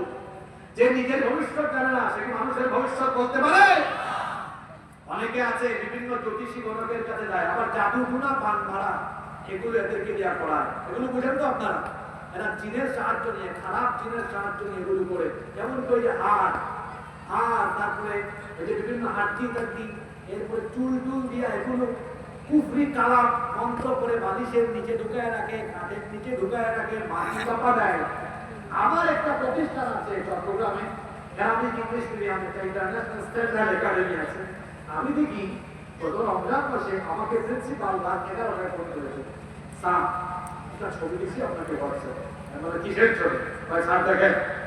আমি দেখি বিরাট বড় তাবিজ আর কিছু মন্ত্রতন্ত্র আমাদের ইয়ের সামনে রাখা। ও স্যার এটা কি করবো? আমি বললাম এটা ফেলে দাও। কেউ হয়তো ওই কুফরি করার প্ল্যানিং করছে। এগুলো বিশ্বাস করা যাবে না, এগুলো বিশ্বাস করা কুফর এবং শিরক। অনেকে এগুলো করে। আল্লাহ রাসূল বলেছেন যেই ব্যক্তি গণকের কাছে যায়, জাদুকরের কাছে যায়, 40 লাখ তার ইবাদত আল্লাহ কবুল করে। নাউযুবিল্লাহি মিন যালিক। এজন্য মা বোনদেরকে বলছি খবরদার, জাদুকরের কাছে যাবেন না, জ্যোতিষীর কাছে যাবেন না, গণকের কাছে যাবেন না। এদের কাছে গেলে আমলগুলো বাতিল করে দেন কে? আল্লাহ। কষ্ট হচ্ছে নাকি আপনাদের? এরপরে আসেন 11 নম্বর, খুব গুরুত্বপূর্ণ পয়েন্ট। যারা হারাম পথে উপার্জন করে, সুদ খায়, ঘুষ খায়, ঘুষ ছাড়া হয় এই টেবিল থেকে ওই টেবিলে যায় না, মানুষের হক নষ্ট করে, এক কথায় যারা হারাম পথে উপার্জন করে তাদের নামাজ, রোজা, হজ, যাকাত, দোয়া, মুনাজাত কিচ্ছু আল্লাহর দরবারে কবুল হয় না, সব বাতিল করে দেন কে? খুব খেয়াল করে হাদিসটা শুনেন। সবচেয়ে বেশি সংখ্যক হাদিসকে সাহাবী বর্ণনা করেছেন আবু হুরায়রা রাদিয়াল্লাহু আনহু। তিনি এই হাদিসের বর্ণনাকারী সাহাবী, মুসলিম শরীফে হাদিস দিয়ে এসেছে। তিনি বলছেন রাসূল কারীম সাল্লাল্লাহু আলাইহি ওয়াসাল্লাম বলেছেন, ইন্নাল্লাহা তাইয়্যিব, নিশ্চয়ই আল্লাহ পবিত্র, লা ইয়াকবালু ইল্লা তাইয়্যিবা, পবিত্র ছাড়া কোনো জিনিস তিনি গ্রহণ করেন না। ওয়া আন্নাল্লাহা আমারাল মুমিনিনা বিমা আমারা বিহিল মুরসালিন, আল্লাহ মুমিনদেরকে সেই আদেশ দিয়েছেন যে আদেশ তিনি রাসূলদেরকেও দিয়েছেন। সুম্মা যাকারা রাজুল, অতঃপর আল্লাহ রাসূল এমন এক ব্যক্তির ঘটনা উল্লেখ করলেন, ইউতিলুস সাফার, যে ব্যক্তি লম্বায় সফরে বের হয়েছে, সফরে পথ চলতে চলতে অবস্থা এমন হয়েছে, আশআতা আকবারা, মাথার চুল এলোমেলো উস্কো হয়েছে, গোটা শরীর ধুলাবালি যুক্ত হয়েছে। একটা পর্যায়ে এসে ক্লান্ত হয়ে ইয়ামুদ্দু ইয়াদাইহি ইলা সামা, আকাশের দিকে দুই হাত উত্তোলন করে দোয়া শুরু করেছে, ইয়া রাব, ইয়া রাব, হে রব আমাকে এটা দাও, এটা করো, সেটা করো। আল্লাহ রাসূল বলছেন দেখো তার কারবার, সে আল্লাহর কাছে দোয়া করে, অথচ মালবাসুহু হারাম, তার শরীরে যে পোশাক আছে এগুলো হারাম টাকায় কেনা, মাতামুহু হারাম, মাশরাবুহু হারাম, সে যে খাবারের পানীয় গ্রহণ করে সেগুলো হারাম। সুতরাং হারাম টাকা উপার্জন করে যে পোশাক পরিচ্ছদ পরিধান করে হারামকে, শরীরের রক্ত মাংস হারাম করে দিয়েছে, সেই হারাম করে কোন দোয়া বা ইবাদত আল্লাহর দরবারে কবুল হয় না। ইবাদত কবুলের পূর্ব শর্ত কি? হালাল খাওয়া। এজন্য হারাম উপার্জন ছেড়ে দিতে হবে, নইলে পুরো ইবাদত আল্লাহর দরবারে কবুল হবে না। ভালো করে শুনেন। Number 12, 12 number. আজকে যে 15টা পয়েন্ট বলতে পারবে তার জন্য বিরাট পুরস্কার আছে। 12 নাম্বার, যেই ব্যক্তি আত্মীয়তার সাথে সম্পর্ক ছিন্ন করবে, আত্মীয় স্বজনের সাথে সম্পর্ক কাটা, এই ব্যক্তির শতমল বরবাদ। দেখবেন আমাদের সমাজে অনেক মানুষ আছে আত্মীয় স্বজনের সাথে ভালো সম্পর্ক নাই। কি বলে এরকম মানুষ আছে না? আত্মীয় স্বজনের সাথে ভালো সম্পর্ক রাখবেন। যারা আত্মীয় স্বজনের সাথে সম্পর্ক ছিন্ন করবে তাদের আমলগুলো আল্লাহ বরবাদ করে দিবেন। দেখেন মুসনাদে আহমদের মধ্যে হাদিস এসেছে, আল্লাহ নবী বলেছেন, ইন্না আমালা বানি আদম تعرض كل خميس ليلة الجمعة فلا يقبل عمل قاطع الرحم আল্লাহ নবী বলেছেন প্রত্যেক সপ্তাহের বৃহস্পতিবার অর্থাৎ বৃহস্পতিবার শেষে রাতটা আরম্ভ হয় জুমার রাতে আল্লাহ দরবারে আমলনামা পেশ করা হয় সেই রাতে আল্লাহ অনেককেই মাফ করে কিন্তু যারা আত্মীয়তার সঙ্গে সম্পর্ক ছিন্ন করে তাদেরকে যিনি ক্ষমা করেন না মাফ করেন না তিনি কে? এটা করবেন না। মা যে আত্মীয় আছে খালা চাচি এদের সবার সাথে সম্পর্ক রাখবেন, আত্মীয় স্বজন পাড়া প্রতিবেশীর সাথে সুন্দর ভালো সম্পর্ক রাখবেন। আল্লাহ সবাইকে তৌফিক দান করেন, বলেন আমিন। 13 নম্বর হলো হিংসুক। হিংসুকের কোন আমল আল্লাহর দরবারে কবুল হয় না। খুব গুরুত্বপূর্ণ হাদিস শুনেন। আল্লাহর নবী বলেছেন ইয়াকুম ওয়াল হাসাদ, হিংসা থেকে তোমরা সতর্ক হও, বেঁচে থাকো, সাবধান হও। কারণ হলো ফাইনাল হাসাদা ইয়াকুলুল হাসানাতি কামা তাকুলুন নারুল হাতাব, আগুন যেমন আবর্জনাকে জ্বালিয়ে ছারখার করে দেয়, ঠিক তেমনি হিংসার রূপ অন্তরে থাকলে সকল নেক আমলগুলো হিংসা জ্বালিয়ে পুড়িয়ে ছারখার করে দেয়। খুব গুরুত্বপূর্ণ হাদিস বললাম। যার অন্তরে হিংসা আছে তার ভালো কোনো আমল আল্লাহর দরবারে কবুল হয়। এজন্য আমরা হিংসা করব না। একটা সুন্দর মোটিভেশনাল হাদিস পাশাপাশি আপনাদেরকে মানে দৈনিক ফ্রি আবার শোনেন, দৈনিক ফ্রি অনেক রহমত নিজের উপরে চলে আসবে এই কাজটা করলে। শুনতেছেন আপনারা? আপনারা যারা আরব দেশে যান, আমি তো আরব দেশে যাই, মাশাআল্লাহ সফর করি, দেখবেন আরবদেরকে সালাম দিবেন, আসসালামু আলাইকুম। আজকে এই প্যান্ডেলে যারা বসা ছিলেন মনে আছে কিনা জানি না, আমি সবাইকে সালাম দিয়ে বা জবাব দিয়ে কিছু আরবি শব্দ বলেছি, হাইয়াকুমুল্লাহ, বারাকাল্লাহু ফীকুম, আহলান ওয়া সাহলান বিকুম। হয়তো কেউ খেয়াল করেছেন, এটা আরবদের রীতি। তারা যখন কেউ কাউকে সালাম দিয়ে মনে করেন বাবা সাহেব আমাকে বলেছেন আসসালামু আলাইকুম, আরবটা কি বলবো? ওয়ালাইকুম আসসালাম, হাইয়াকাল্লাহ, বারাকাল্লাহ, আকরামাকাল্লাহ। আল্লাহ আপনাকে নেক হায়াত দিন, আল্লাহ আপনাকে বরকত দিন, আল্লাহ আপনাকে সম্মানিত করুন। এই যে আমি দোয়াটা করলাম, লাভ আছে না নাই? অনেকে এটা বুঝে না, কি লাভ শুনেন।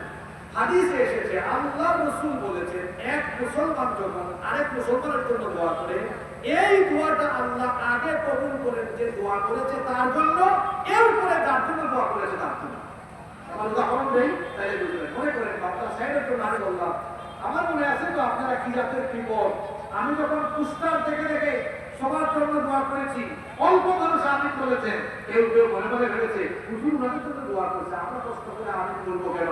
আপনার হৃদয় যত সংকীর্ণ, ইসলাম ততটা সংকীর্ণ নয়। আমি চেয়ারম্যান সাহেবের জন্য দোয়া করেছি, ওনার সাহেবের জন্য দোয়া করেছি, বাবলা সাহেবের জন্য দোয়া করেছি, আসাদ সাহেবের জন্য দোয়া করেছি, একটা করতে আপনাদের জন্য ধারাবাহিকভাবে করেছি। কিন্তু মনে কি ওনাদের জন্য দোয়া করলাম, আমিন বললেন না, ভাবছেন আমরা আমিন বলে তো আমাদের ফায়দায় ভুল করেছেন।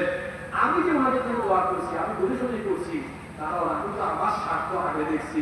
চেয়ারম্যান সাহেবের জন্য আমি এমনি মার্কেটার দোয়া করি নাই, আপনার জন্য দোয়া করলাম, আমার আগে আপনার পরে। রাসূল বলেছেন তুমি দোয়াটা করো। মনে করেন আমি দোয়া করলাম আল্লাহ চেয়ারম্যান সাহেবকে বরকত দেন, ফেরেশতা বলে আল্লাহ চেয়ারম্যান সাহেবকে বরকত করে দিয়ে আজিবুর রহমানকে বরকত আগে দিয়ে। তাও সুবহানাল্লাহ কইতে ইচ্ছে করলো না। হ্যাঁ, এই জন্য আপনার পাশের বাড়ির লোকের সম্পদ হয়েছে, হিংসা করেন তো দিয়ে বলেন ভাই আল্লাহ আপনারা আরো দেখ, ফেরেশতা বলবে আল্লাহ এই লোকের মন্দ উদা, তারে আপনি আরো বাড়ায় দেন। সুবহানাল্লাহ। দেখছেন আমরা বুঝি না, এজন্য হিংসা করি। দেখেন না এক ব্যবসায়ী আরেক ব্যবসায়ীকে হিংসা করে, খালি কিল মারে। আপনি দিয়ে বলেন না ভাই ব্যবসায়ী আল্লাহ আরো বরকত দিবে, আপনার লাভ হবে, আল্লাহ আপনাকে আগে বাড়িয়ে দিবে। আল্লাহ তাআলা আমাদেরকে উদারমনা বানিয়ে দেন, বলেন আমিন। আমি জানি আপনাদের কষ্ট হচ্ছে, আর দুইটা পয়েন্ট আছে, 3-4 মিনিট থাকতে পারবেন তো? 14 নম্বর খুব গুরুত্বপূর্ণ কথা, যারা মানুষের হক নষ্ট করে কিয়ামতের দিনে তাদের সব আমল বাতিল হয়ে যাবে। একটা হাদিস বলি, এই পয়েন্টটা শেষ করি। এই যে আমার হাতে কি আছে বলেন না, কি আছে? সবাই দেখতে পাচ্ছেন তো? আচ্ছা, এই পেজে লেখা আছে না নাই? আছে। এই পেজে আছে? এটা খালি না? ওকে। আল্লাহ রাসূল বলেছেন কিয়ামতের মাঠে কিছু মানুষ হাজির হবে যাদের হাতে ফেরেশতা আমলনামা দিবে, এরা হাতে পেয়ে আমলনামা দেবে, মাশাআল্লাহ আমলের কথা নেকি লিখতে লিখতে ভরা, এরকম দেখতেছেন আপনারা। কিন্তু আল্লাহ রাসূল বলেছেন একটু পরে এদের পুরো আমলনামা এরকম খালি হয়ে যাবে, টাকা সব বাতিল। এই কথা যখন সাহাবীরা শুনলেন, সাহাবীরা বললেন, আশ্চর্য কথা, এটা কি করে হবে রাসূল? আল্লাহর নবী বলেছেন, এটা এমন করে হবে যে কোন ব্যক্তি নামাজ পড়েছে, রোজা রেখেছে, হজ করেছে, যাকাত দিয়েছে, দান সদকা, কোরআন তেলাওয়াত, জিকির আজকার যা করছে সব তো হাতে আছে। সে পেয়ে মনে করবে, হাই হাই হাই হাই, আমার জান্নাত আর কে ঠেকায়। কিছুক্ষণ পরে আল্লাহ বলবেন, এই লোকটা, এই আব্দুল মজিদ সাক্ষীর আর কত মানুষকে মিথ্যা মামলা দিয়েছে, সে কত মানুষকে ঠকাইছে, কত মানুষের হক নষ্ট করেছে, জায়গা জমি দখল করেছে, কত মানুষকে ঠকাইছে, যাদেরকে ঠকাইছে সবাই আমার সবার লাইন ধরানো হবে। আব্দুল এবার মানুষের হক নষ্ট করেছে। আল্লাহ বলবেন, কি ব্যাপার, তোমাদের তো হক নষ্ট হলো, এই দিকে টাকা অনেক অনেক ক্যামেরা না, এই ভাই সবার হক। এখানে একজন মিস্টার এক্স নষ্ট করেছে, তার আমল নামা হচ্ছে এটা, নেকি আর নেকি। আল্লাহ বলেন, দাঁড়া, কি ব্যাপার ভাইরা, আপনাদের যে আমল নাম, আপনাদের যে এত হক নষ্ট করলো, ওই যে আমাদের তরিক ভাইয়ের দোকান থেকে চালাবাজি করছে, এখানে আরো বিভিন্ন টিভি আছে না, মুসাফের টিভি নাকি, মনে করেন উনার থেকে চাঁদা উঠেছে, উনারা ওই যে কালো শাক জায়গা দখল করছে, ওই যে উনার দোকান দিয়ে দখল করছে, অকষ্ট করছে না। আল্লাহ বলবেন, কি ব্যাপার, তোমরা কি চাও, অকষ্ট করছে যে কি আমাদের দিন ক্ষতিপূরণ কেউ কি টাকা পয়সা দিবে, না কি আমাদের দিন আমল লাগবে, কথা বলে না, কি লাগবে? এরা বলবে, আল্লাহ আজকে তো জান্নাতে যাওয়ার জন্য আমল দরকার, দেখেন না হ্যাঁ আমল নামা নেকি আছে কিনা, থাকলে ক্ষতিপূরণ হিসাবে আমাদেরকে নেকি দেন। আল্লাহ তখন ফেরেশতাকে বলবেন, এর আমল নামায় থাকা সব নেকিগুলো এই ক্ষতিগ্রস্তদেরকে বন্টন করো।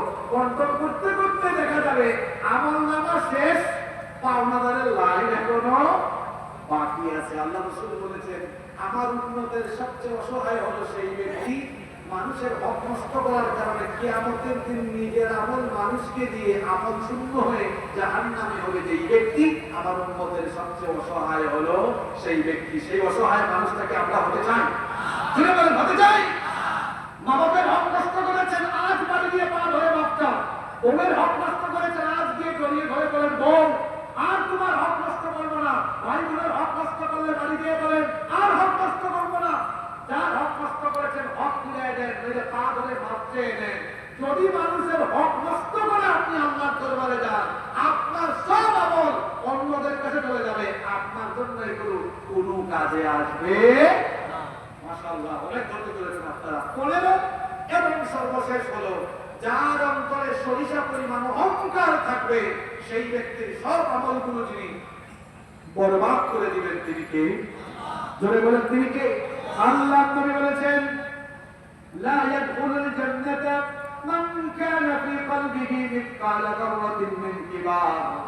যার অন্তরে সরিষা পরিমাণ অহংকার আছে, ওই ব্যক্তি জান্নাতে ঢুকতে পারবে না। তার সকল আমলগুলোকে যিনি বরবাদ করে দিবেন, তিনি কে? এখানে কোন ভাই আছেন আজকের বলা 15টা পয়েন্ট এক এক করে বলতে পারেন? ওই পাঞ্জাবিওয়ালা ভাই, আপনি ঠিক বলেন তো ভাই। মাশাআল্লাহ, পাইছি একজন শ্রোতা, বলেন দেখি সাহস করে। আমি তো তিনি শুনে না, আসেন সামনে আঘাত দেখছেন, মাঝখানে বসে কি কামটা করছি, বাকিরা কি করলেন? আর কে কে 15টা পয়েন্ট মুখস্থ করছেন একদম? ইনশাআল্লাহ ঠিক আছে, উনি না পারলে বলেন, আপনি বলুন। এক শুনতেছি আমরা, বলেন, 2 নম্বর। এক বলেন, এক শিরক, কুফর, মুরতাদ,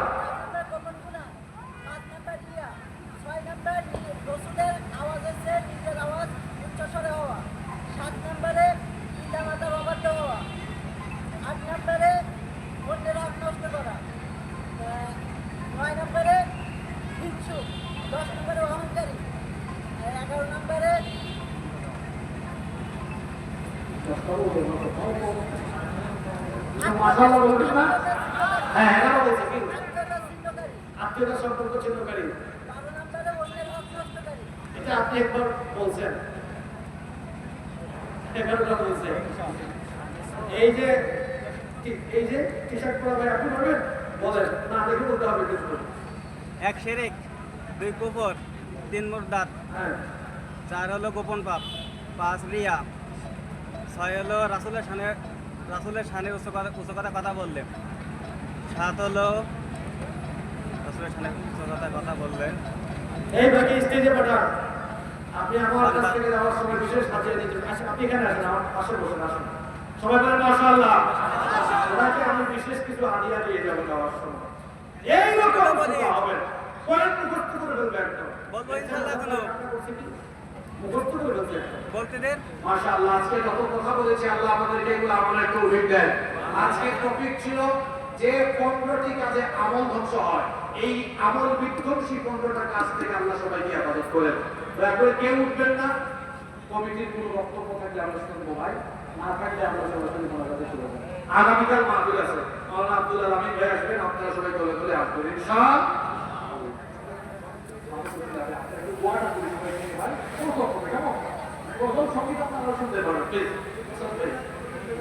সিলেটি ভাষায় সিলেটে اللهم آمين.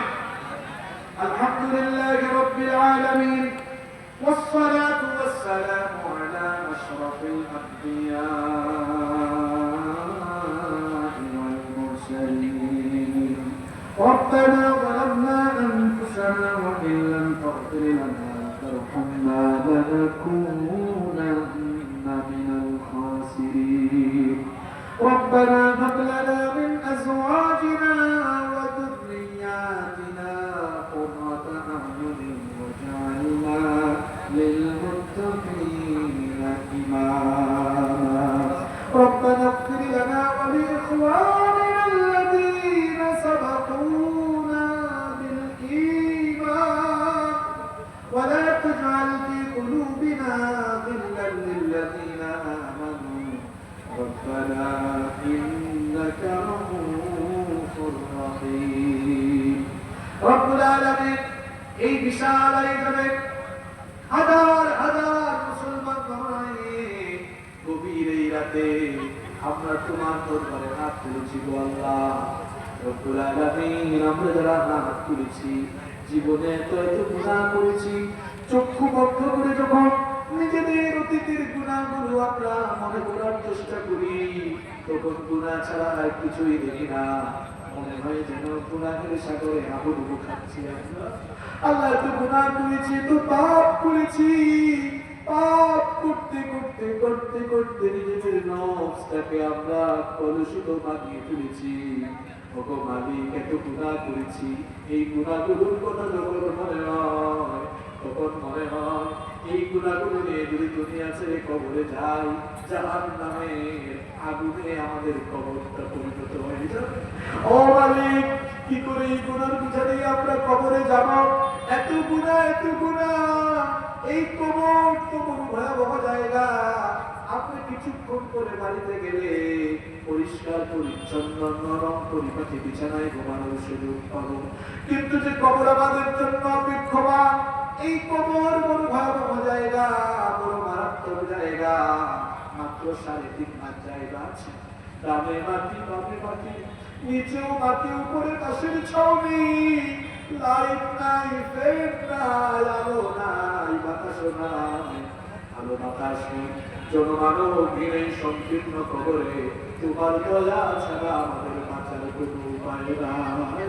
আল্লাহ, আজকে আমরা হাত তুলেছি, জানি না এইভাবে তোমার দরবারে কোনোদিন ক্ষমা চাওয়ার সুযোগ, মারাতের সুযোগ পাবো কিনা। এমন তো হতে পারে আজকের এই মুনাজাত আমাদের কারো কারো জন্য জীবনের শেষ মুনাজাত হয়ে যেতে পারে।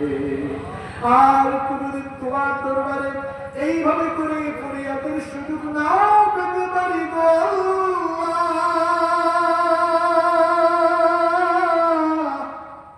রব্বুল আলামিন। এটাই যদি আমাদের জীবনের শেষ মুনাজাত হয়ে যায়, আর যদি গুনাহগুলো বাকি থেকে যায়, কবরে গিয়ে জাহান্নাম ছাড়া আর কিছুই নসিব হবে না।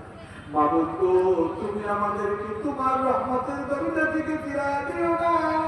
তুমি যদি তাড়িয়ে দাও, আমাদের আর কোথাও যাওয়ার জায়গা নাই। ওগো আল্লাহ, আমরা জানি আমাদের গুনাহের পরিমাণ অনেক বেশি, কিন্তু আমরা তো এটাও জানি আমাদের গুনাহের চাইতে তোমার দয়ার পরিমাণ আরো বহু গুণে বেশি। আল্লাহ, তুমি আমাদেরকে ফিরিয়ে দিও না। আমরা ছাড়াও তোমার অসংখ্য গুনাহ আছে, কিন্তু তুমি ছাড়া তো আমাদের আর কোনো মাবুদ নাই।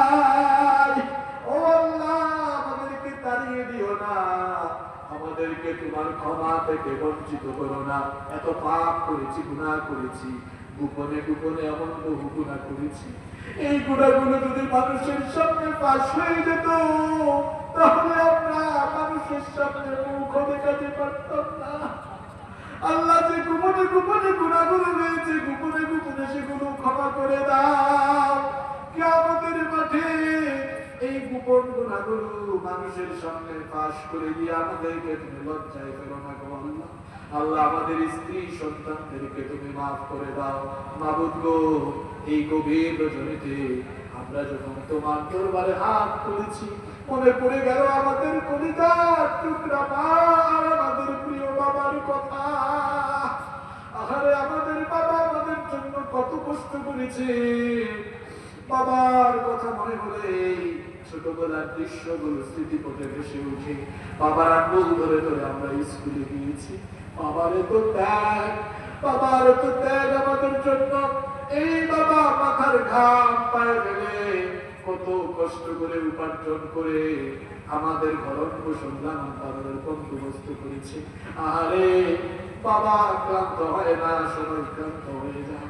বাবা এত কষ্ট করেছে, আমাদের মনে পড়ে। আহা, ঈদের সময় আসলে বাবা নিজের ছেঁড়া কাপড়, পুরান কাপড় পরিধান করে সন্তানের মুখে যেন হাসি থাকে। এই জন্য বাবা ধার করে হলেও সন্তানকে নতুন কাপড় কিনে দিয়েছে। বাবা বটবৃক্ষের মতো ছায়া দিয়ে আমাদেরকে লালন পালন করেছে। সবচাইতে শক্তির বিষয় হলো, যার বাবা আছে তার মাথার উপরে যেন ছায়া আছে, যার বাবা নাই তার মাথার উপরে যেন কোনো ছায়া নাই। আমাদের যাদের বাবা নাই, বিপদে আপদে মুসিবতে বাবার বুকের নিচে ঢুকিয়ে সান্ত্বনা নেওয়ার আজ আমাদের কোনো সুযোগ নাই। আমাদের যাদের বাবা নাই, বাবা বাবা ডাকার কোনো চান্স আমাদের নাই। মাবুদ গো, এই মাঠে যারা আছে, এখানের মধ্যে অনেক ভাই তাদের মাও হারিয়ে ফেলেছে। আরে আমাদের জনম দুঃখিনী মা আমাদের জন্য এত কষ্ট করেছেন। মায়ের কষ্টের কথাগুলো তো ভাষায় প্রকাশ করা অসম্ভব নয়। একদিন আর 2 দিন নয়, একটানা 10টা মাস আমাদের মা আমাদের জন্য কত কষ্ট করেছে, এত কষ্ট করেছেন। তিনি রাতের পর রাত, দিনের পর দিন না ঘুমিয়ে না খেয়ে আমাদেরকে পেটে ধারণ করেছেন। রাতের বেলা মানুষ কত আরাম করে ঘুমায়, কিন্তু আমরা যখন আমাদের মায়ের পেটে ছিলাম, একটা রাত তোমাকে আমরা আরাম করে ঘুমাতে দেই নাই। মায়ের পেটের ভিতরে যখন হাত পা দিয়ে গুতাগুতি করেছি, যখন নড়াচড়া করেছি, মায়ের আরামের ঘুম ভেঙে গিয়েছে। আর এমন বেদনা শুরু হয়েছে যেন আমার মায়ের কলিজাটা ছিঁড়ে দেওয়ার উপক্রম হয়েছে। দিনের বেলা আমাদের মা আমাদেরকে পেটে নিয়ে সাংসারিক সকল কাজ করেছেন, সবার জন্য রান্না বান্না করেছেন। ক্ষুধার্ত পেটে মা যখন খেতে বসেছেন, তখনই আমরা পেটের ভেতর নড়াচড়া শুরু করেছি। আমাদের মা খাইতে পারে নাই, বমি বমি ভাব সৃষ্টি হয়েছে। এইভাবে যে কতদিন মা ক্ষুধার্ত থেকেছে, তুমি ছাড়া কেউ জানে না গো আল্লাহ। যেদিন আমাদেরকে মা জন্ম দিয়েছেন, ডেলিভারির দিনে মা জিহাদের ময়দানের মুজাহিদের মতো রক্তাক্ত হয়েছে। এত যন্ত্রণা সেদিন সহ্য করেছে। বর্তমান চিকিৎসা বিজ্ঞান বলছে একজন মানুষ সর্বোচ্চ 20 থেকে 25 ইউনিট পর্যন্ত ব্যথা সহ্য করার ক্ষমতা রাখে। কিন্তু আমাদের জনম দুঃখিনী মা আমাদেরকে জন্ম দিতে গিয়ে 20 আর 25 নয়, 50 থেকে 55 ইউনিটের মারাত্মক ব্যথা সহ্য করেছে। শরীরের প্রতিটি হাড় ভেঙে দেওয়ার চাইতেও নিদারুণ সেই কষ্টের যন্ত্রণা আমাদের মা কি করে সহ্য করেছেন, সেটা তুমি ছাড়া কেউ জানে না গো আল্লাহ। মায়ের সেই ভালোবাসার কথা ভাষায় বর্ণনা করে শেষ করা যাবে না। এই যে গভীর রাত পর্যন্ত আমরা বাইরে থাকি, কেউ আমাদেরকে একটু খোঁজ খবর নেয় না, টেনশনও করে না। প্রতিদিন রাতে আমরা কত জায়গায় মাহফিলে যাই, বেশিরভাগ মানুষ মাহফিলে আসার আগে কত ফোন করে যোগাযোগ করে, মাহফিল থেকে যাওয়ার পরে বাড়ি গেলাম কিনা একটু খবরও নেয় না। কিন্তু আমাদের মায়ের দিলটা তো হলো এমন, রাত 2টা 3টা বাজে ফোন করে বলে, বাবারে তুই কোথায়? সবাই তো বাড়ি আসলো, তুই এখনো বাড়ি আসলি না। আজ আমাদের যাদের মা নাই, এমন দরদ মাখা কোন কল আমাদের ফোনে এখন আর আসে না। রব্বুল আলামিন, মায়ের এমন মায়া, এমন মহব্বত, কনকনে ঠান্ডার রাতে কিংবা যে কোনো পরিস্থিতিতে, রাত 3টা 4টা আর যাই বাজুক না কেন, বাড়ি গিয়ে যখন দরজায় নক করা হয়, সবার আগে মা দরজাটা খুলে দেয়। মাকে যদি জিজ্ঞেস করা হয়, মা গো ঘুমাও নাই কেন, মা তখন বলে, তুই আসস নাই, তোরে ছাড়া কেমনে ঘুমাবো। আরে আজকে আমাদের যাদের মা নাই, আমাদের বাড়ির দরজায় আমাদের জন্য দাঁড়িয়ে থাকার আজকে আর কেউ নাই। আল্লাহ, আমাদের যাদের মা নাই, মা মা ডেকে মনের জ্বালা মিটানোর কোনো সুযোগ নাই। রব্বুল আলামিন, তাকিয়ে দেখো স্কুল মাঠের দিকে, মা হারা বাপ হারা সন্তানেরা চোখের পানি ছেড়ে দিয়েছে। আল্লাহ, আমাদের চোখের পানি দেখে তোমার কি একটু দয়া মায়া হয় না? রব্বুল আলামিন, আমরা যারা আব্বা আম্মা হারিয়েছি, আমাদের যাদের বাবা মা অন্ধকার কবরের বাসিন্দা হয়েছেন, আমাদের চোখের পানি দিয়ে আমাদের কবরবাসী আব্বা আম্মার জাহান্নামের আগুন তুমি চিরদিনের জন্য নিভিয়ে দাও। রব্বুল আলামিন, আমাদের যাদের মা বাবা বেঁচে আছেন, নেক হায়াত বাড়িয়ে দাও। যতদিন তারা বেঁচে থাকবেন, আমাদেরকে আমাদের বাবা মায়ের খেদমতের তৌফিক দিয়ে দাও। আল্লাহুম্মা গফিরলি ওয়া লিওয়ালিদাইয়া ওয়া কুর রাব্বিরহামহুমা। আমার বাবারা, আমার ভাইরা কেউ চুপ থাকবেন না, সকলেই আব্বা আম্মার জন্য দোয়া করেন, পড়েন, রাব্বিরহামহুমা কামা রাব্বায়ানি সগীরা। রাব্বিরহামহুমা কামা রাব্বায়ানি সগীরা। রব্বুল আলামিন, আমাদের যত আত্মীয় স্বজন কবরে চলে গিয়েছেন, তাদেরকে মাফ করে দাও। এই এলাকায় কবরস্থানে যত মুর্দেগান শায়িত, সকলের কবরের আযাবকে তুমি মাফ করে দাও। রব্বুল আলামিন, আজকের এই আয়োজনকে তুমি কবুল আর মঞ্জুর করে নাও। এই 5 পারা দারুল কোরআন হাফেজিয়া মাদ্রাসাকে তুমি কবুল করে নাও। এই মাদ্রাসায় ম্যানেজিং কমিটিতে যারা আছেন, আল্লাহ তাদেরকে মাফ করে দাও। মাদ্রাসার আসাতিজায়ে কেরাম, মাদ্রাসার যত ছাত্র আছে, আল্লাহ সবাইকে মাফ করে দাও। যাদেরকে হিফজ শেষ করার কারণে পাগড়ি দেওয়া হলো, তাদেরকে মানের আলেম হওয়ার তৌফিক দান করে দাও। আল্লাহ, আমার ভাই জনাব আসাদুজ্জামান আসাদ ভাই সহ এই মাদ্রাসার যারা খেদমত করেন, সবাইকে মাফ করে দাও। আল্লাহ, আসাদ ভাই ব্যবসায়ী মানুষ, তার ব্যবসার মধ্যে বরকত দাও।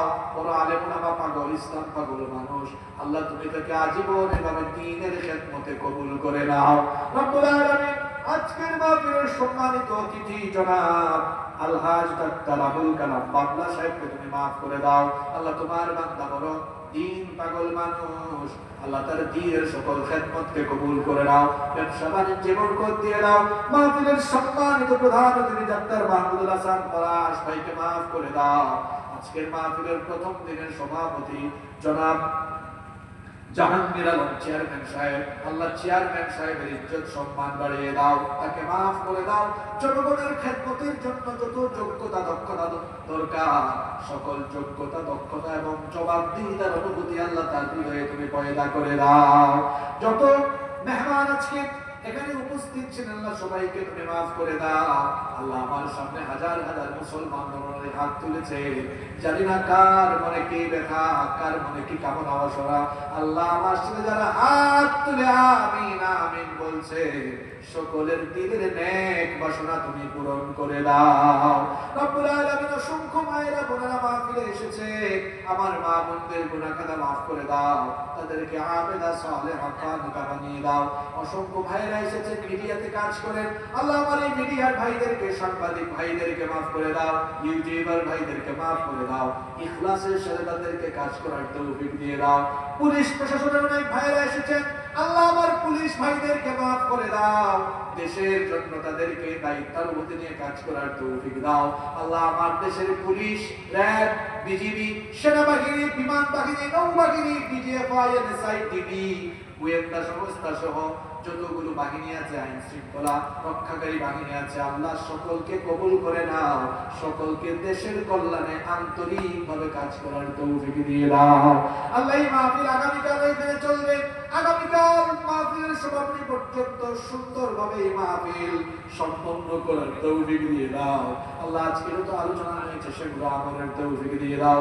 সাল্লাল্লাহু তাআলা আলা খায়রি খালকিহি মুহাম্মাদিন ওয়া আলিহি ওয়া আসহাবিহি আজমাইন بفضل سبحان ربك رب العزة عما يصفون وسلام على المرسلين والحمد لله رب العالمين وجعل آخر كلامنا عند الموت لا إله إلا الله محمد رسول الله